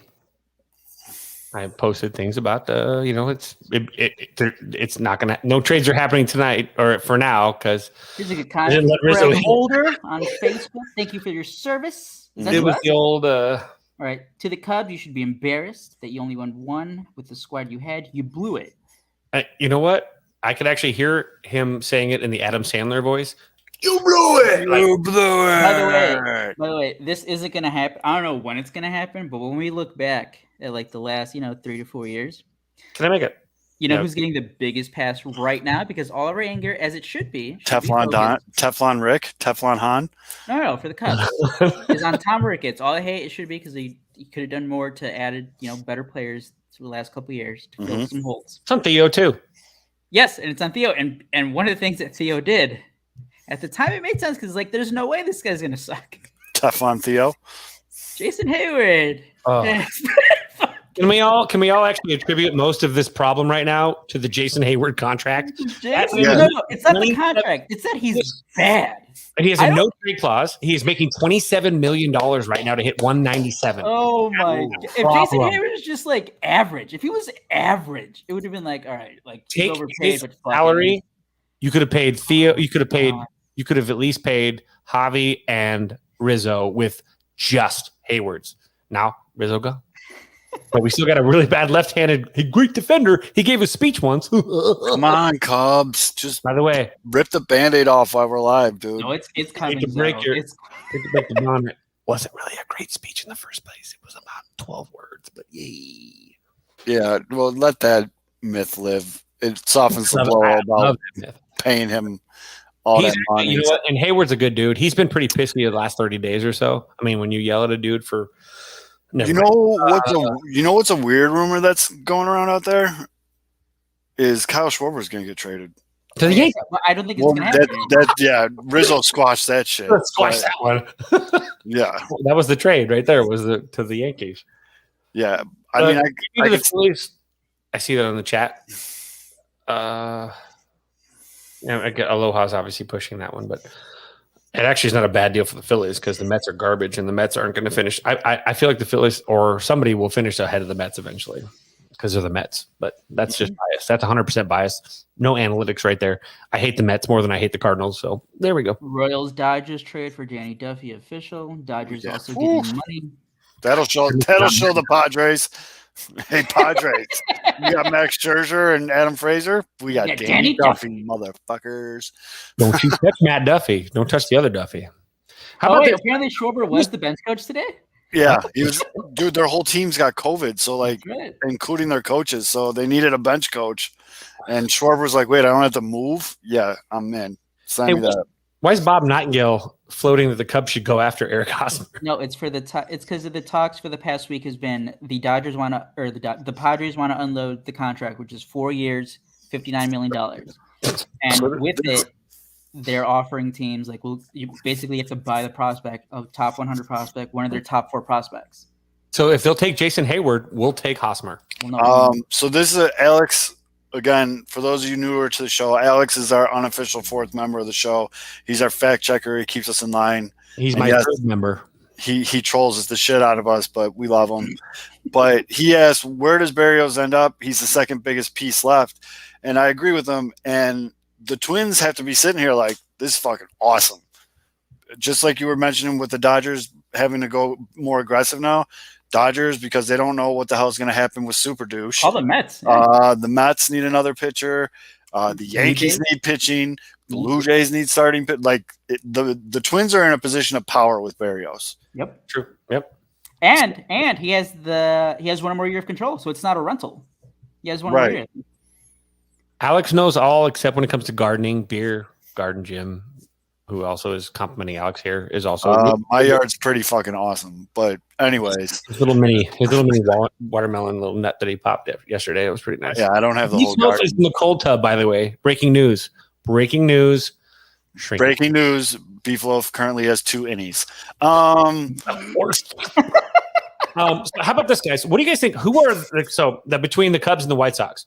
Who's left? Like who's left? When it comes like for at least for the Cubs in the cupboard, who's left as far as valuable trade pieces? For the White Sox, who's left for filling the blanks and obviously so the White Sox have done a pretty good job of what they've given up for the 2 pieces that they've gotten in Tepera and César. But so I still think they have some guys that they can use. They're not going to get Kimbrel. Again, they don't have the horses for Kimbrel. Right. But what I do like is our guy Yumper has been on. Yumper's been since the very first time we started talking about the trade deadline. Yumper has brought up Ian Kennedy, and I'm in on that. And I think we have the horses for that. I think they have the pieces for an Ian Kennedy, and everybody in the chat right now, everyone's saying basically another relief pitcher. Oh yeah, I'm gonna have to replace this soon. Oh yeah, you just put a big. The only thing that makes me feel better is that Mailman Jack just posted that he's floating in the backyard. No. We're good. Do you know the other names with on Hank? It? With Hank. So I have a cup here that has like the stickers on it for the Cubs. I have Rizzo, who's been traded. I have Darvish, who was the first traded. Yep. And then I have Brian. Your cup is cursed. Throw that shit. This cup is gonna be. Oh my recycling bin. Don't put it on a trophy case with like other. The cup is cursed. So I'm looking at Ian Kennedy's Baseball Savant page right now. It doesn't. He's 36 years old. He's got a pretty good fastball. He misses barrels pretty well. His average velocity on a fastball is 94, and then he goes to an 87-mile-an-hour changeup. He throws an 80-mile-an-hour curve, which okay. And he's got a cutter that'll go to every once in a while, but he mainly just grips it and rips it. But it's a great piece. He could fill in for Foster, and I think they can go and they can grab an Ian Kennedy, and I would like that. I'm all for it. What about the who was the guy from Baltimore? Fry? Yeah, it's Jace, current White Sox Jace Fry. It's his brother who's in the Orioles organization. And if you're just joining us now, I think that would be absolutely fucking hilarious if they go and get Paul Fry and release Jace Fry to make room for him, which could actually happen. There's a picture out right now. It's a Rizzo's in the outfield. I think it's with his wife maybe and maybe no, and his dog Kevin. It'd be funny if like the dog just shits and just leaves it there. Maybe. All right. One of the other names in the chat, this one's coming from again our guy Beef Loaf, Razel Iglesias. And the Angels, but the Angels are in on Scherzer. Apparently the Angels are now buyers, which okay. Oh damn, talk about a red Baseball Savant page. Okay, I see you, Beef Loaf. I get this now. Who's that? Iglesias. Oh no, Iglesias is fucking good. I don't know what the hell the Angels are going to do. Right. Apparently they're a mystery team. Right. 31 years old. Throws his fastball 42% of the time with a 96-mile-an-hour average. Then an 85-mile-an-hour slider with a 89-mile-an-hour changeup that he barely goes to. But, I mean, he's 99 percentile for whiff percentage. Like, he's been, for some weird reason, the Angels are buyers now. So I think that's bullshit. I think that's hey, focus name so we can Yeah. get the prospects we want. Yeah. I mean, we need Again, that was coming from John Heyman. right. We're trying to get this price up a little bit. Can you throw this out there? But all right, Kev. So for all you that are just joining us or tuning in, whatever, the Cubs have traded The Cubs have traded. God, you are terrible. Now The other Cubs have people, traded. other people listening just freaked out. The Cubs have traded Anthony Rizzo to the New York Yankees. He's got to earn his pinstripes all over again. But he's going to be hitting on that short porch and right. And I just saw a mock-up of what the Yankees lineup is going to be like.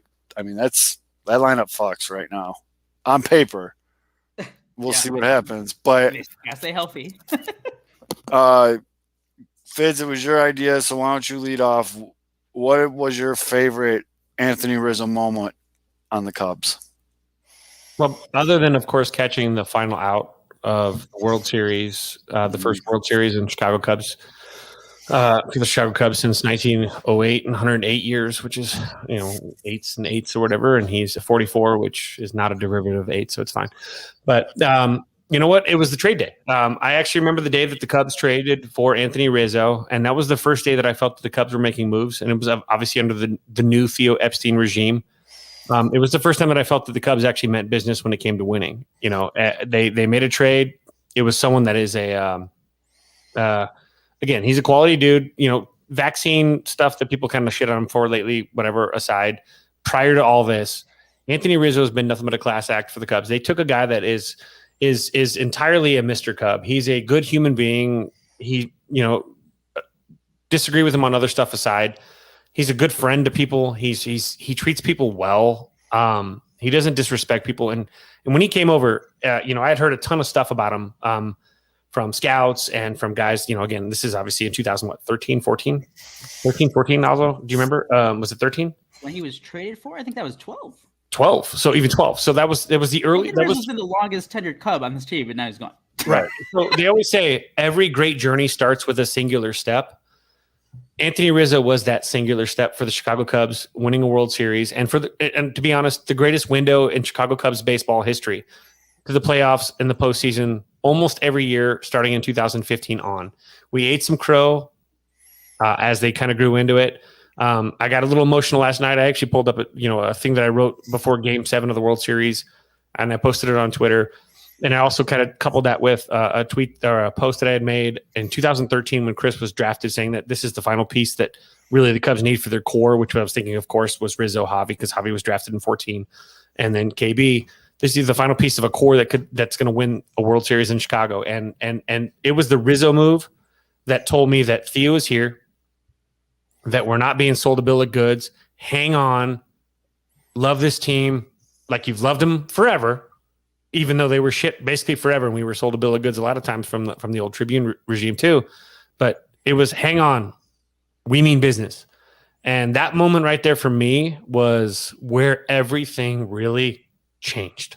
And I was like, it's not just going to a game. It's not just a joke. I don't have to, make fun of it, blah, blah, blah. It was, this is it. This is the path. And so that was it. Like, Rizzo was the start. And that was a big moment for fandom. All right. What about you, Aldo? I mean, like you said, obviously the first thing you think about is the final out of the World Series. But, the tarp catches, I think he made 2 of them. Those were fucking crazy when the Cubs were rolling. Everything was great. But what popped into my head right away was before we knew how special this group was going to be. Summer 2015 Cubs Mets. He has I think it was on a wild pitch, or I think he was just trying to steal third base in New York. He pulls the knee back. He's safe. We get the instant. It's magic. The gifts, the memes. It was great. It's like, hey, Cubs are actually going to be fucking good. They're not going to be the laughing stock anymore. We have this great, and it's just kind of, it went with the vibe of the team. We were making the jokes this year. The vibes. Cubs were actually fucking fun then. Mm-hmm. It was just so much fun. You just see all the guys in the dugout laughing, Rizzo's a big smile on his face. And the second one, NLDS, no, right before the final out, Game 7, Ben Zobrist with the go-ahead hit. Anthony Rizzo standing on third base, hands on over his head. He's like, "Holy shit, we're about to do this!" And like that moment. It's hitting me. Yeah. Oh, so as God. a non-Cubs fan, people almost crying on this podcast. Go fuck yourself with your beard. Because like for all the thing, it's the memories. It is. As a memory. It's non-Cubs fan. Two things really stuck out to me about Anthony Rizzo. First and foremost, without a doubt, over the last, what was he here for 10 years? Yeah, pretty much. So for the last decade, he's been my favorite member of the Cubs because those of you that don't know, the Lurie's Children's Hospital is very near and dear to my heart. It saved my brother's life, and I've seen firsthand, and my brother has seen firsthand, Anthony Rizzo there without cameras, without media, doing what he did. And that was, hanging out with the kids here in Chicago and giving back to these sick kids. And just by being there, the hope and happiness he brought to these kids, because he was their hero. He is their hero. He's not dead. So that was really dope. Like Rizzo, I'll always have a lot of respect. And then I just always really thought that Rizzo KB commercial when they dance when they're on the phone, that one was always funny. And here, Yumper, I know you've brought this up before. Rizzo donated to one of our very good friends of the show, Little Yumper's mother-in-law's cancer walk. No media, just did it on his own. That's the type of dude that New York is getting. You're getting a guy that gives a lot back to the city he's in, and it's not permanent. It's not permanent for him. No, not at all. Not at all. Being a guy that's in the 2 months he's there, and for the record, he's going to use his influence to go see as many kids in New York as he possibly can. Yeah, he's not dead. Like, we don't have to give him the Paul Walker send-off right now. He's not fucking dead. He's just going to the Yankees for 3 months. You don't need Anthony Rizzo. But hey there's the chance. We don't know. Hey, Rizzo would be the first one that I would think probably would come back. He could resign. He'll do a cheap contract. Yeah. Rizzo is probably the least gone of anybody that's traded. By the way, the other factor in the whole he could be back is that now that he's traded midseason, he can't get the qualifying offer. Yep, correct. So it's just a negotiate. That was, to me, I think the Cubs looked at that and they said, look, this is a better offer than what we're going to get in the qualifying in that, what is it? Essentially a late second rounder, even though it's the loaded draft in 2020. I think they looked at it and said, this is a better option than getting that QO in the, that could be it. I just think that I better, if KB's traded, ooh. This was hilarious. This was hilarious. Bryzzo said, "I can't wait till the Scottie Pippen comeback contract." Oh no, Beef Love! Don't be making those jokes. Messed up. We know Sox history. Rizzo was already, but Anthony Rizzo was already kind of sitting almost like out of pocket, below market at this point because he struggled so much. So in this case, I think his is the least likely to be the hard goodbye. You guys are an injury away from trying to get Adam Eaton back. You trade Chris or Javi, you're not.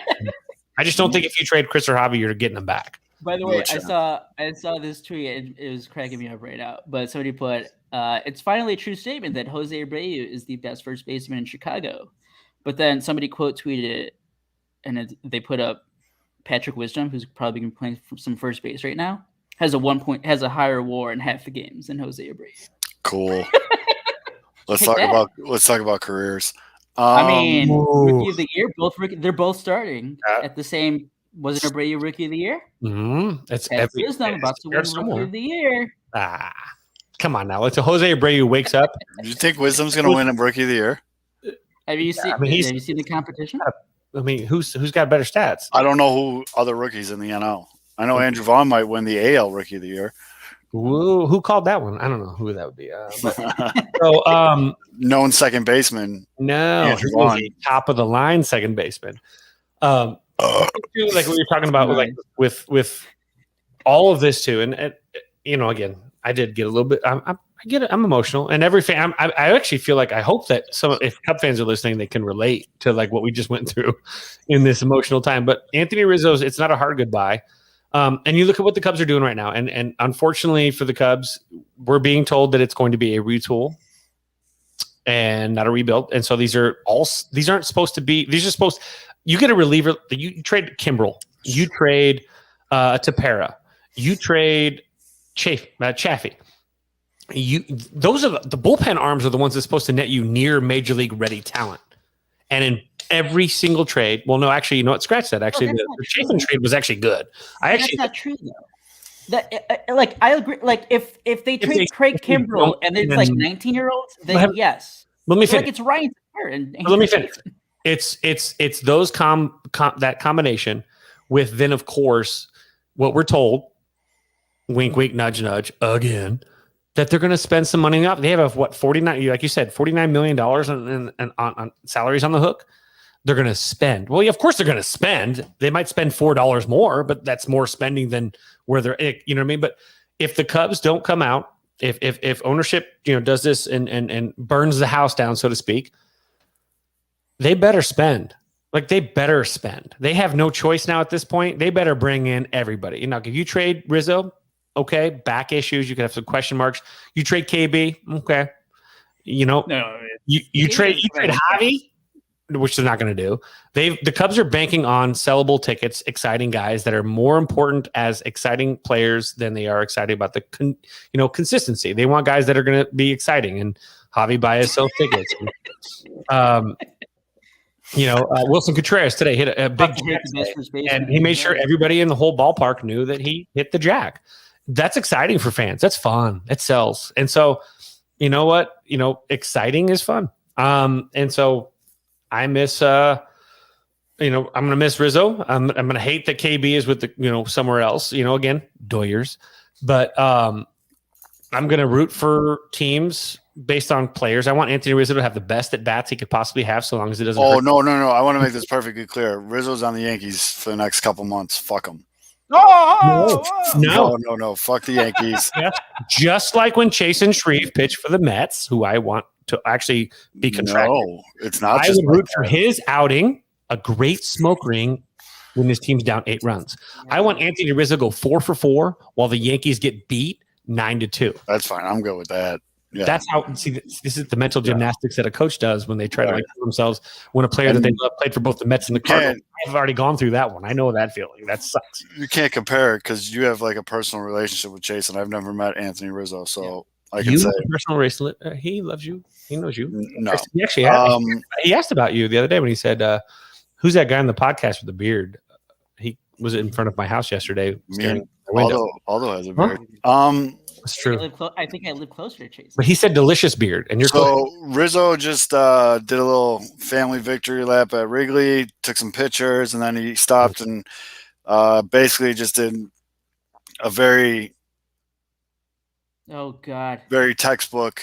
I'm excited. It sucks. I'm leaving Chicago. Excited to join my new team in New York. Hopefully, make a push to the playoffs. I did get the opportunity to say goodbye to my teammates. Cubs fans are lining up on the way out. Cubs fans are lining up at the gates. Yeah, they're waiting to see him come out. They should be out there they should be out there. If I was there, I'd be there. But I want to make it very, very, very clear. Fuck the Yankees. Joey Gallo? I was a huge fan of Joey Gallo. Fuck the Yankees. My man Danner, dude, who I taught, great dude. This week has been really rough. I woke up to a Marc-Andre Fleury trade to the Blackhawks. He ain't even going to show up. Still. I don't give a shit about hockey until the Golden Knights came here. Fleury is the reason why I actually like hockey. Gandhi. Rizzo. Gandhi. KB. Probably Gandhi. Fingers crossed. Because I like the comp picks. Don't give in, Jed. Please hold on. But go to LA. Or the Red Sox is fine. But the Giants are not going to happen. I'm telling you right now. Actually, you know what? I just jinxed it. God dang it. Oh, dude, Sox fans are fucking ruthless fatos. Oh, shit. It's the people closest to you, too. It cuts like a knife. That's okay. I take notes. I have Mailman Jack's text message number. Oh, man. I'm going to wake him up in the morning with a special delivery. Hector Santiago, White Sox legend, 80-game suspension. Holy shit! How about this? We talk about this. How about I want to? That was random. That has like nothing to do with it. Was he on roids? What was he doing? Hector Santiago, 80 games. I mean, if he's on steroids, he needs to fight his drug dealer because he is the worst drug dealer in the fucking universe. I got a question though for you guys. I need to know your opinion on this. Okay, so Nick Castellanos kicked out of the game earlier in the season for scoring the game-winning run on was it a wild pitch? Pops up in front of like the pitcher, suspended. Amir Garrett strikes out Anthony Rizzo, yells "fuck yeah!" Javi Baez loses his shit in the Cubs dugout, storms the field. Amir Garrett suspended. Javi Baez hits a home run off of Amir Garrett, gives a little bit of a bat dropski, apparently, whatever you want to call it. Shows his ass a little bit. Has to be escorted to first base because he almost forgot to touch first because apparently Javi doesn't know the game enough to know that if he doesn't touch first, he didn't hit a home run. Or is it a ball off the fence? It was basically a triple if they would have played straight and they weren't drawn in the outfield. Mm-hmm. Anyway, so he doesn't even know to touch first. By the way, he had to be told to touch first, and every runner has to touch every bag, or it actually doesn't count. So they made sure to know the game. Good job on Wilson Contreras. High five for leading them there. So my question is, one out, but if the runner at first doesn't touch second, and if the runner at second doesn't touch third, those runs don't count either. There was no attempt. There was one out. The ball in. So. You have to touch first for it to end, and it's a force out. Touch first. He was just talking shit to Garrett. Yep. What I'm saying is, hold on. Yeah. What are you getting at? Anyways, my point being, we're not talking about baseball rules here, but someone was in the chat saying, look, yes, he has to touch first. No one should have. All runners that have a force out has to touch every base. Anyway, side note, my question to you guys was Major League Baseball out of line fining Castellanos and Garrett for basically what Javi did, which was very similar. Is this bad for the game to not have a consistent, I showed my emotion kind of thing? And you guys are huge emotion guys. So you guys love the bat tosses and all this stuff. So my question to you is this bad? Does this discourage? Like, is it basically like, I'm not sure if I should show emotion because if I show emotion, I get suspended. But if he shows emotion, he gets fined. No, I think this was two things with this. One, I think this is more just because it was Javi Baez and like, dude, we're so sick of your shit. Here's a fine. Like, okay, whatever. And then two, the MLB official Twitter account tweeted out the video of it being like, this is great, blah, blah, blah. And then they fined him 2 days later. That's bullshit. They can't use the video for marketing purposes and then tell the guy like they use Castellanos for marketing. Right. No, that's what I'm saying. They do this shit. You're right, Kevin. No one should have been suspended. No one should have been fined. It's not like there was a fight that happened. I know with the Castellanos and the Garrett one, I think there's like the bench is cleared, but like there's no like actual. Well, Javi left the bench. The bench is cleared. Javi ran out. Yeah, that's what I'm saying. There's the bench is cleared in those incidents, and like, okay, I don't know. But like, no, I'm saying no. There shouldn't have been like it's not nothing like bad happens. Just like guys talking shit to each other. Yeah, they should. Like, it happens in every other sport, and there's like, I know fines happen in other sports, but like, there shouldn't have been a fine. They fucked up. There shouldn't have been a fine. I think the only reason there was a fine was because it was Javi Baez, and they're just like, dude, we're just so sick of you. Like, they did it because like they fined the other two, or they suspended Garrett and then they fined Castellanos. Oh no! Everyone hates the Reds. Oh no! Frequent guest on this show. Sean Sears, one of the biggest Cubs fans I've ever met in my entire life, just tweeted out, I'll say it, fuck the Cubs. Oh, that is heartbreaking. That is heartbreaking. Happening. And it's actually the older fans too. Okay, so let's ignore Sean. He's going through the grieving stages. I can appreciate this. He's on 2 right now. Or no, he's only on 2. He's only on 2. He's got 3 more to go. Give him a chance. Next question. And I'm going to go pee while you guys do this. So I'm going to turn my camera off and my mic. Well, maybe my mic if you're lucky. Who wins in a fight between Amir Garrett and Javi Baez? Bam! I don't know. You know the answer to this because you told us. I mean, apparently Amir Garrett was Javi Baez. I don't know. I've never met either of them. I don't know how they fight. So while Kevin's pissing, he knows Amir Garrett because Garrett's from Vegas. He wants us to say Javi Baez to this question so that he can come over the They can top tell and the be like, story. no, I've seen Amir Garrett beat up They can 50 start men doing at one yeah. time with one hand behind his back and only a rock when he faced a giant. No, that was David and Goliath. But anyways, the answer to the question is Amir Garrett. But And when it's probably Amir Garrett's like a huge dude. He's like 6 foot. Baez is like 5'11". when Kevin comes back, though, I'm going to say Javi Baez just so he can have his moment. He needs it tonight. There he is. You're trying to dip out, so you answered like no part of the question. You didn't even give me like each. No, we're talking about Javi Baez has a UFC we just talked about how Javi Baez would destroy Amir Garrett. Yeah, he would destroy Amir Garrett in a fight. Why? Like, is Without it a a boxing ring, a UFC cage, street fight? What is it? Like Hell in a Cell? Yeah. Really? Because so the reach doesn't mean anything. Because I've seen Amir Garrett. Javi will get up in that business. He'll get up close, body shots. He's breaking ribs and shit. It didn't happen though when I saw Amir Garrett beat the shit out of basically our entire gymnasium. There it is, folks. There it is. While you're taking. We only said Baez for you to say. Yeah, so we set you up for that story. We told everybody nobody beats Amir Garrett in a fight. We told it. I want him to fight. I want him to fight Jake Paul. That was absolutely perfect. Dude, I need him to fight Jake Paul. That was fantastic. Holy fuck. When you were taking a piss, we're like, what? So Kevin wants us to say Javi Baez so when he comes back, he can tell him Amir Garrett's story. So when he comes back, we're all going to say Javi Baez and then let him tell his story. And it played out exactly how we said. I know, it played out like how the speakers that I have right here play out when I walk away and have. So, although I think the question on everybody's mind right now is, are you going to give Rizzo the Boys to Men video?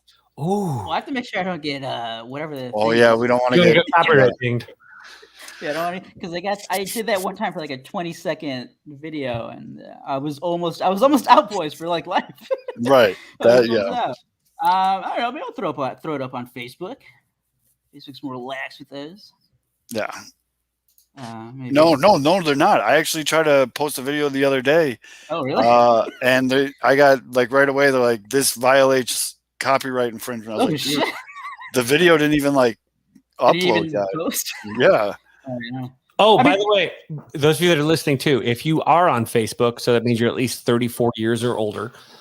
You can also follow us on Facebook, and now our podcasts are being posted on Facebook, where you can actually clip your own favorite segment of the podcast to share it with your friends, family, or my mom. So clip Kevin's rant. That's perfect. I'm going to do it for him. There you go. No, we can't. You know what? I think it's a Pastor Mike. He's going to kill me. I'll drop the Boys to Men on the Pinwheels and Ivy pod Twitter. No, because that's going to get booted first. No, because we haven't had any on those, so we're fine. You get time to try. I've been dinged like 6 times already. I was in Twitter prison for actually. Kevin, make it on TikTok, because if you share it as a TikTok video, I think you don't get pinged. Nope, I got pinged for a TikTok video. These people don't want to have fun. No. Twitter, because Twitter and TikTok aren't together. Like again, Facebook. So Facebook and Instagram, family. TikTok, not. Well, just do the TikTok and share the link to your TikTok. There you go. I'm not messing around after the vaccine suspension. I'm a Boy Scout. That's right. Well, Kevin's still trying to get verified. That's why he can't. I gotta get verified in like 4 days. So whoa! Don't talk down to us, little unverified people. Blue check mark Aldo over here. See you know what though? I've gotten 100 tweets, like 50 of them in the last 2 weeks since you got verified. If you're not using that blue check mark to light up Mila Kunis's DMs and shit like that, I don't even know what you're doing with it. Why do you even have hey baby, you want to take a shower? Yeah. See that news? Oh yeah, I was about to say that's the weirdest pickup line ever, but now I know what you're talking about. I don't know what Ashton is doing to you, but you're allowed to shower. Yep. You get time. Are we on Instagram? I think there is a Pinwheels Instagram. I definitely never given me into that. That thing hasn't been used. I forgot the Weird password. dudes. That thing hasn't been used in 2 years. Definitely do not know the password to that. Instagram is straight up visual, so I got some weird, sweet pictures of us. You know, it's not there. We can cover it, maybe. It's probably not a bad idea, though, if we start putting clips of the show on Instagram. Insta awesome. and Insta Steve Stones. All right. Is like So, suit. oh shit, this might have been one of our longest shows ever. We're getting into close to 108 territory. Not even territory. We got about 30 minutes to go. we're getting close to half of a 108 show. But if Chris does get moved tonight, we'll jump on some form of live. So I know a lot of people want to see your reaction, Kevin, live, and you do. We'll jump on that. Huge Dodgers. What does that mean? What? Jeff? Mets and Cubs just for Chris Brandon, Zach Davis. Oh!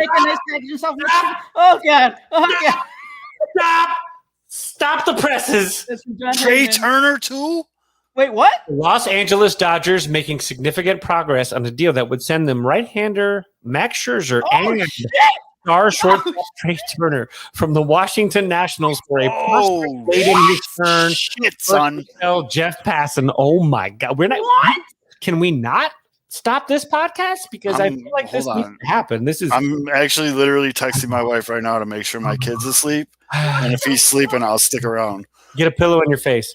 Oh my God, this is what the hell? So this means KB might end up in the Mets. Oh my God, that would be the worst thing in the world. Yeah, that just messes everything up, dude. This is the ultimate monkey wrench. Also, this is the best trade deadline. This is seriously Christmas fucking morning. I'm already boozing, dude. Guys, I hate this, and it's the best trade deadline ever. Like, sorry. I've never been more emotionally attached, obviously for reasons other than this. But if I took Chris out of this, because he hasn't been traded yet, this is still the most emotionally fantastic trade deadline in a bit, because these are some big dude moves. These are like the rich are getting richer on this one. And yes, Aldo does have a voice crack on occasion. I'm still a little boy. Guys, he's just 17. You guys didn't know he's only 17. Guys, give him some fucking back off, dude. You're literally making fun of a minor. Like, Mailman Jack, I love your idea now. KB to the A's, the Las Vegas Athletics, please. If he goes to the Mets, that's an actual shit in the face of KB, because he's actually I don't know. Never mind. Dude, now the Red Sox are back. For who? Good. For KB. Mm-hmm.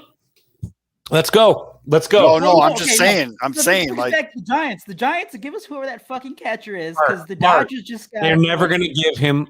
They're never going to give Bart. Never going to give him up. They should. I would love it if KB went for Bart. I would, everything in my power, I would be like, hey, KB, try this restaurant in San Francisco. Try this restaurant here. He'll like San Fran, but it's cold up there. Dude, what? I can't even compare. What is it? There's like no deal that's ever even been this close. How far off have all the national media people been? Did anybody see this happening after, like, it just flips? I didn't see anybody like going, hey, by the way, who was it that was like the big shock? Where like, wait, he went where? I'm pretty sure Max Scherzer and Trey Turner to the Dodgers is probably the most shocking. Yeah, there's, but like both, like one of them, like okay, but both of them. Both. And like this comes right after. So Ken Rosenthal says deal is not done. Hurdles remain. So generic. Blah, blah, blah, blah, blah. No, but basically it sounds like the Padres were dragging their feet to get this done. Like, no. Yeah, this is like the war of California, dude. This is fucking nuts. And the funny part is, all of these dudes get fucked with the tax code in California because they're paying about 50% of their salary ends up on the 81 games. Obviously, they play in California if it's a full season. They get raked like 50% of their salary is gone. So look at these other places like Texas or Florida I think Scherzer specifically said that because he has the no trade deal, and I think he specifically said if there's anything like tax related, like it has to be adjusted or something. Yep. And Scherzer said they have to have a Scherzer ain't stupid. They have to have a house and something else for relocation purposes ready before he signs before he'll waive his clause. Like he needs to see it like set up. Wolfgang Puck had to be in the kitchen. Well, like he's not fucking around with this shit. He's like, no, you better have a house ready for me and my family. Like all this before I release it on the no trade clause. Yep. Oh my God. This is pretty insane. Like that's Well, Hold on, I got to look at the Dodgers farm system. I mean, they're about seriously. to have no one. If Scherzer and Turner go to the Dodgers, I don't actually know. Like, I have no idea. Like, I'm actually trying to figure out, like, where do you go from here? Well, actually, the Dodgers still could be in play for Kimbrel but how much that's got to be a haul. Oh, So they might not have anything left. So maybe Kimbrel to the Padres. I don't know. Like, I mean, but I gotta think the Mets, the Red Sox, they still got to make a big deal. Like, don't want to give up shit. They don't want to give up their top. They ain't gonna win shit. So I it's mean, like Trey Turner still has another year left. If they give up their top 5 prospects, the Mets will have deals. They just don't. Until Cohen today, I bet you they were like, nah. Now it's like, okay, well, now you gotta. So right now, the Dodgers' top prospect is a catcher, Ruiz. He's an overall 55 grade. He's in AAA right now, hitting that's his OBP. They put the stats in a weird order. He's only hitting 143 in AAA. Oh, it's only been 6 games. But by the way, Nationals about to trade Scherzer and Turner. Cubs already traded Rizzo, maybe Bryant, maybe Kimbrel. They play each other this weekend. Woo! Yeah. Cubs. Well, hey, the White Sox play Cleveland tomorrow, and César Hernández is going to be starting at second. Mayhem. Mayhem is the only word to describe this. This is officially mayhem. I mean, the Dodgers. Who's having a worse day, Cubs fans or Ken Rosenthal? Wow. The Dodgers' third-ranked prospect is Michael Busch, spelled the right way. He's a second baseman. I mean, if they're getting Trey Turner, they got to probably put him in the deal. But that, dude, they'll have. I mean, the Padres can still get Berrios from the Twins, and they'll have Seager. They'll have Mookie Betts, Trey Turner. I mean, this team is fucking gross, bro. Well, let's wait till let's wait till it's finalized, because obviously we all thought the Padres one was finalized, but this is woo. Oh, Reeves was scratched. Well, there you go. Shit's cooking, man. Ryan Reeves? Oh no, he's getting traded. No, Ruiz, the Dodgers' top prospect. Oh my God. Jesus. I'm actually, my friend Josh, he's a big Dodger fan. He told me, please stop sending me trade rumors, because he gets all I want to send him this, but no, I'll wait. And now our good old friend Bobby. Hello, Bob. Is tweeting out that the Padres, it looks like they're changing their attention to Jose Berrios. Like, if I'm Jed Hoyer right now, and I know Kevin, we obviously don't want Chris Bryant to get traded, but Jed Hoyer has to call the Giants right now and be like, hey, did you see what happened there? Give us all your fucking prospects for Chris Bryant. Oof. This is getting. Oh God, this is amazing though. I mean, this is amazing for all these teams in contention. This is probably one of the wildest trade deadlines I can ever remember for MLB. Like, this is like some NBA type shit. Okay, since there's some Sox fans in the chat trying to make us feel bad, Zoe, you kind of feel underwhelmed now with the moves? No, not at all. I mean, I actually you wouldn't want Trey Turner? I wouldn't say I wouldn't want it. I'm just saying I'm not underwhelmed with the moves that were made. You want Javi Baez? See, although we've been doing this for like 3 years, dude. I know how you try to twist words around, so I'm pretty good at. It's the king of it. I'm pretty good at navigating it here. So good at it. But so according to Fangraphs, the Padres' top prospects are. Let's look at the top prospects for the Padres. Dude, the city of LA got Max Scherzer, Trey Turner, and Russell Westbrook on the same night. And they're not done. They might get KB still. That's fucking. Dude, could you imagine? Or Kimbrel, or both. I mean, that would be complete. Can we be honest? The Dodgers don't fuck around. Like, the Dodgers are the franchise that the Yankees wish they could be. The Dodgers say, I see this. I don't give a shit about your luxury tax. Let's win the goddamn thing. That's why they've been in the World Series every freaking year, basically, other than when the Nationals won it. They don't care. It's a big market. Jack, Our good friend of the show, Mailman Jack, asks, who can the Sox get for Raylo and Adolfo? I'm thinking maybe 230 racks of delicious Busch Light. I mean, well, and a 12-pack of the champagne of beers. yeah, maybe. Now we're getting a little greedy. Oh, smokes. The Dodgers are about. I feel like the Dodgers are about to create something. I'll just say something. Dude, tonight is a goofy night in sports. You got the NBA draft going on. There's crazy trades going on in the NBA. Text messages. Right. You got fucking the craziest MLB deadline, and we still got all day tomorrow. Like, this shit, the NBA draft's going up. This shit's crazy. You got Andrew Vaughn playing second base. Like, holy shit. Our pets are falling off. We got no food. Yeah. Money. Rizzo to the Yankees, like, holy fuck. That just like kicked off like the insanity. Like we started at 3:30 and the Anthony Rizzo trade dropped at what 3:30 and like right at 3:30, as we were going live. It was almost like they knew we were going live. And they were like, watch this guy come unraveled. And then everything has been cuckoo since. I mean, how many trades in this time period? It is a 155 podcast. So in the hour and 55 minutes, how many transactions have occurred or perceived transactions have we seen? Plus, there's the Hector Santiago suspension. I mean, that should be the headline. To answer this, the Dodgers live over the luxury tax. Like, the Dodgers haven't been under the luxury tax since like 1987. It's what happens when you build a really good network. I think the Dodgers have stayed underneath the luxury tax. No way. Yeah. No. Before the Mookie bet, like after bets, yeah, they went over. Right. I think before that they were for at least a couple years. I think they were under for a year or two. Really? Well, yeah, some of that's homegrown. A lot of it's homegrown. So yeah. How about the Dodgers starting, getting their own TV network and actually, being able to use that TV network to leverage? That's the TV networks were like literally been waiting for that. Magic Johnson's Theater. Wait, no. Yeah. Well, no, I mean that's why they get to spend because they have owners who like actually can spend. Are we loving the Marquee Network yet? I mean, I don't care. I can watch it anytime I want. I haven't. Well, yeah, through Reddit. Fucking hell, yeah. I haven't watched. It's not that complicated. I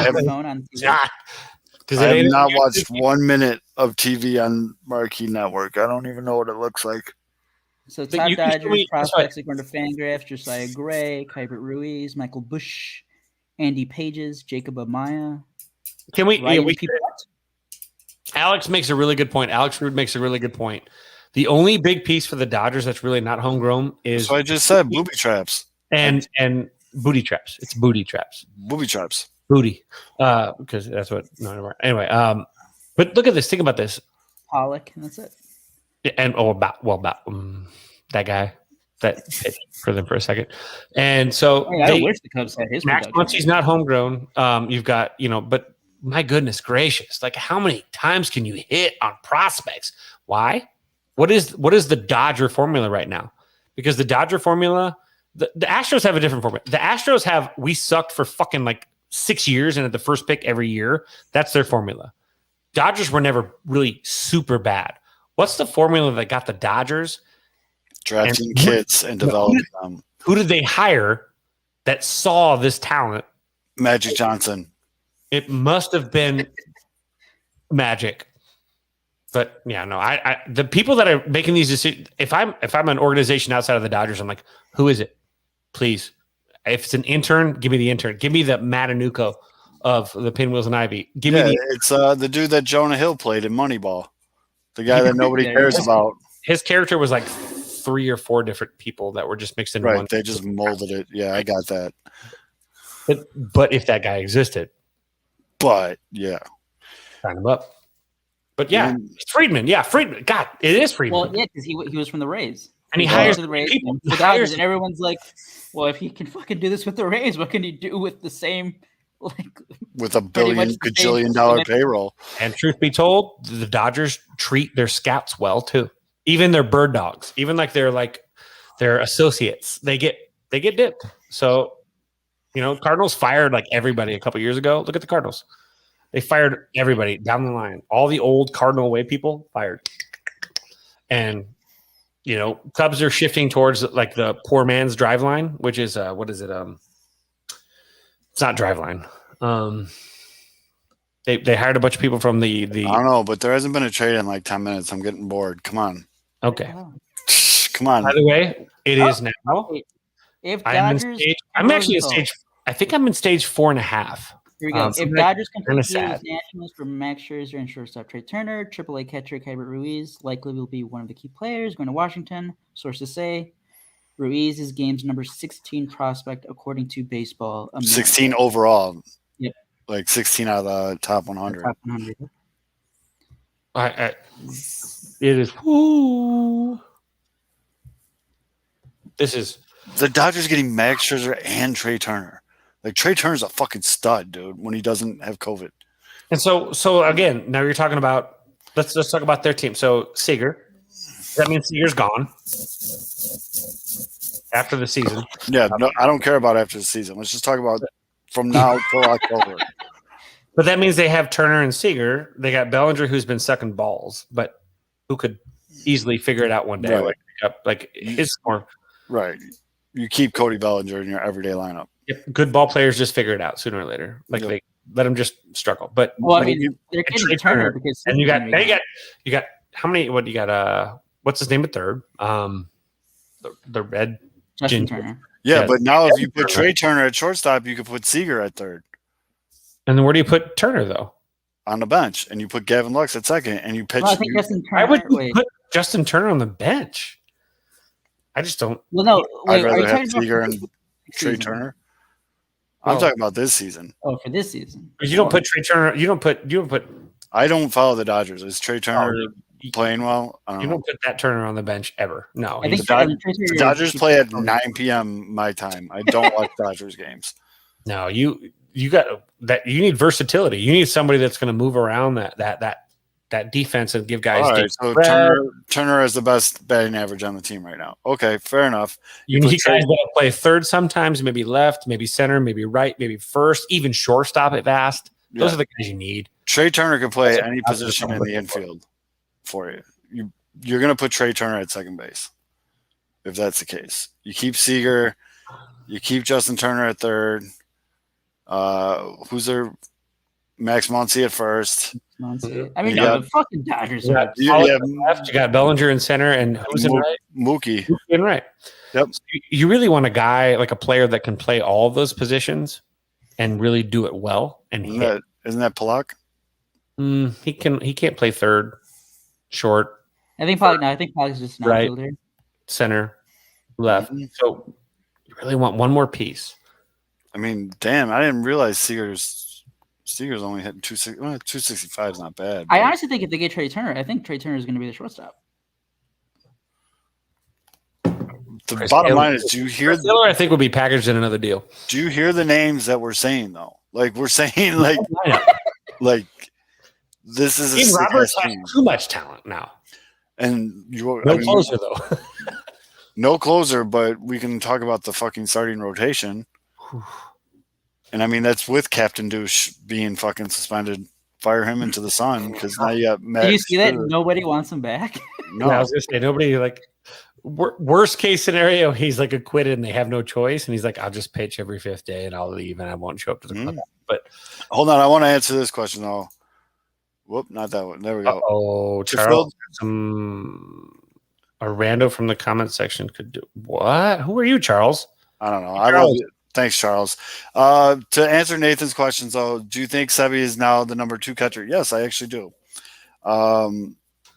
We don't need to highlight that comment. I didn't mean to highlight that. I'm clicking on him because I want to blast Charles. No, don't waste your time. Do I think Sebi? Yes. I think that does Zach Collins drop the ball? Zach Collins is like, I believe he's 58 out of 58 potential eligible catchers in blocking. Hold on, let me find Nolan's tweet on this, but because he put up the stats, and I want to make sure I'm accurate for my buddy Charles. Yeah, our resident friend of the show, Charles. Let me find this though. He hasn't been good. Zach Collins has gotten every opportunity to lock that spot down. And his defense has been absolutely atrocious. And you know what? If your defense is atrocious, you can look the other way. And here we go. You can look the other way if you're hitting. And right now, out of 58 catchers with at least 3,000 pitches caught, Zach Collins ranks 58 out of 58 in framing, 53 out of 58 in blocking, and 47 out of 58 in preventing steals. He's not a good defensive catcher. Nope. And, okay, so you're not a good defensive catcher, but at least you hit. Well, that's the problem, is he doesn't. And it's at least with Seby's not going to hit. Seby's not going to hit. He's not going to, be that. He's never going to be like your 3-hitter, but he gets on base. He takes good at bats. Right now, Zach Collins is hitting a whopping 208, man. I mean, I can't argue that. I can't argue for you there. And Seby's been taking some good at bats. He's been taking walks. Yes, he's only batting 160. He had a rough game on Wednesday night in Kansas City, but for the most part, his defense has been really good. And yeah, it's just, I think right now it's Seby's job. Some people are talking about even including Collins in a deal if need be. I don't know the marketplace. I don't really know what the marketplace for a guy with those skills that I just rifled off are, but again, when you're dealing with like a secondary catcher though, too, you're dealing with options and stuff. Right. I just read this. Just lose Collins. Fucking crazy. If the Dodgers do end up getting Scherzer and Trey Turner from ESPN Stats and Info, before 2021, no team had ever had 3 Cy Young Award winners and 3 MVPs appear for them in a season. If the Dodgers acquire Scherzer, they'd have 4 Cy Young Award winners and 4 MVPs for them this season. And 1 potential felon. That's wild, dude. And I do apologize to everybody. I will start studying Dodgers stats for absolutely no reason. For the off chance that we talk about them for 10 minutes on the show. God forbid a rando from the comment section doing it. I shouldn't have even brought it back up. I'm sorry. I'm not going to give any more time. Alex deserves a lot more respect than random from the comment section. That's a wild trade, man. That's a big boy trade. And now we are in big boy podcast territory when it comes to length. And then we didn't notice it was a Dodger show. Yeah. Well, that's when you trade everybody to the Dodgers. I think the Twins and the Cubs both have to be licking their chops right now, because if and when this Dodger deal becomes official, that's going to light a big fire under teams like the Giants. It's going to light a big fire under, I know the Padres went out and got Frazier, but they still got to go out and get pitching. The Yankees need pitching. The Blue Jays need pitching.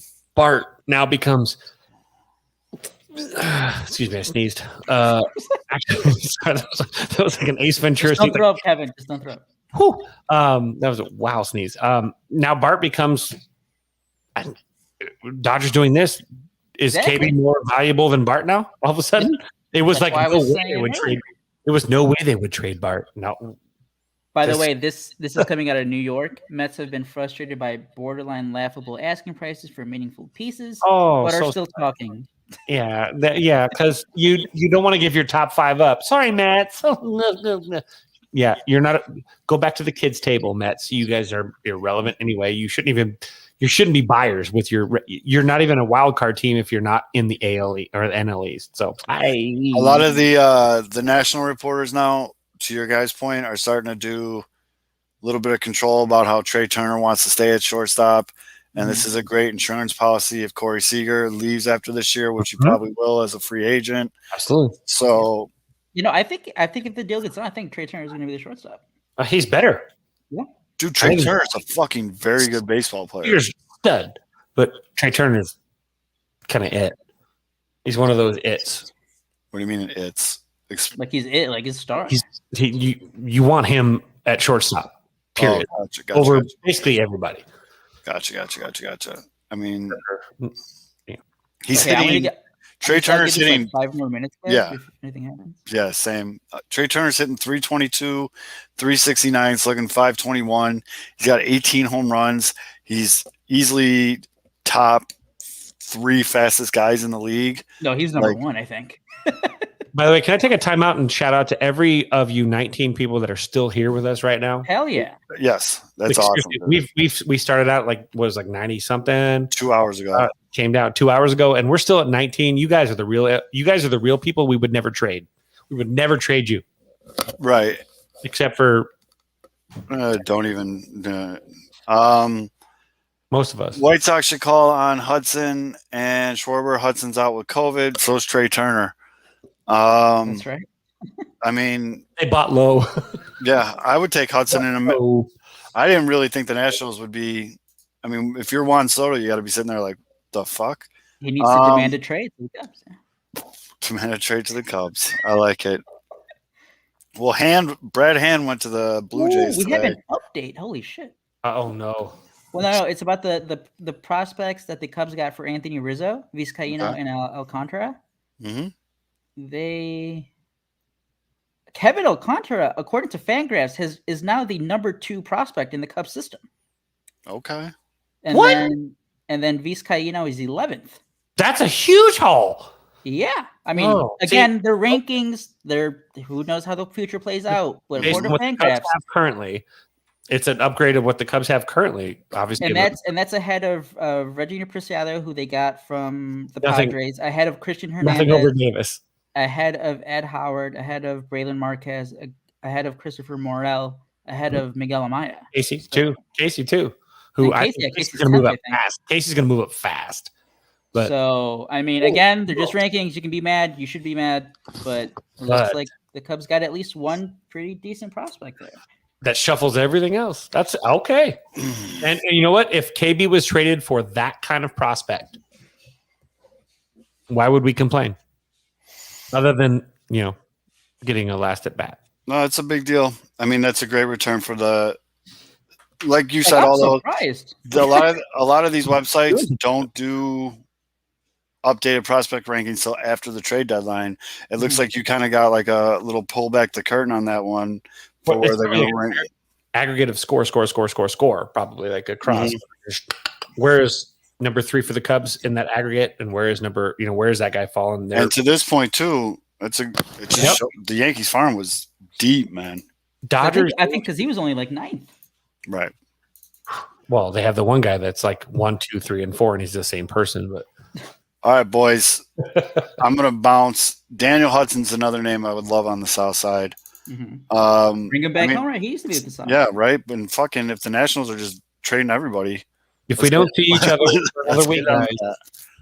I have a feeling I'm going to see you soon, Kevin, because Chris Bryant's going to get traded. But to the listeners, we'll see you next week. Unless you're tomorrow when me and Aldo. I was going to say tomorrow. Last hour before the deadline. Are you going to join tomorrow, Zoe? More than likely, yes. But we'll see how it goes. Love some guest speakers. We might get a Major League Baseball player, but whatever. I just want to say this, though. If we don't see you guys next week, and there are many more popular Cubs in other uniforms, we would never trade you guys. Thanks for being here for us. Still 19. We're still at 19, by the way. Nobody's dying. We'll see you guys next week. Open my mouth and I said it, and then we lost 2. So all right, everybody, be good to each other. Love you, Charles. Fuck you, Jim.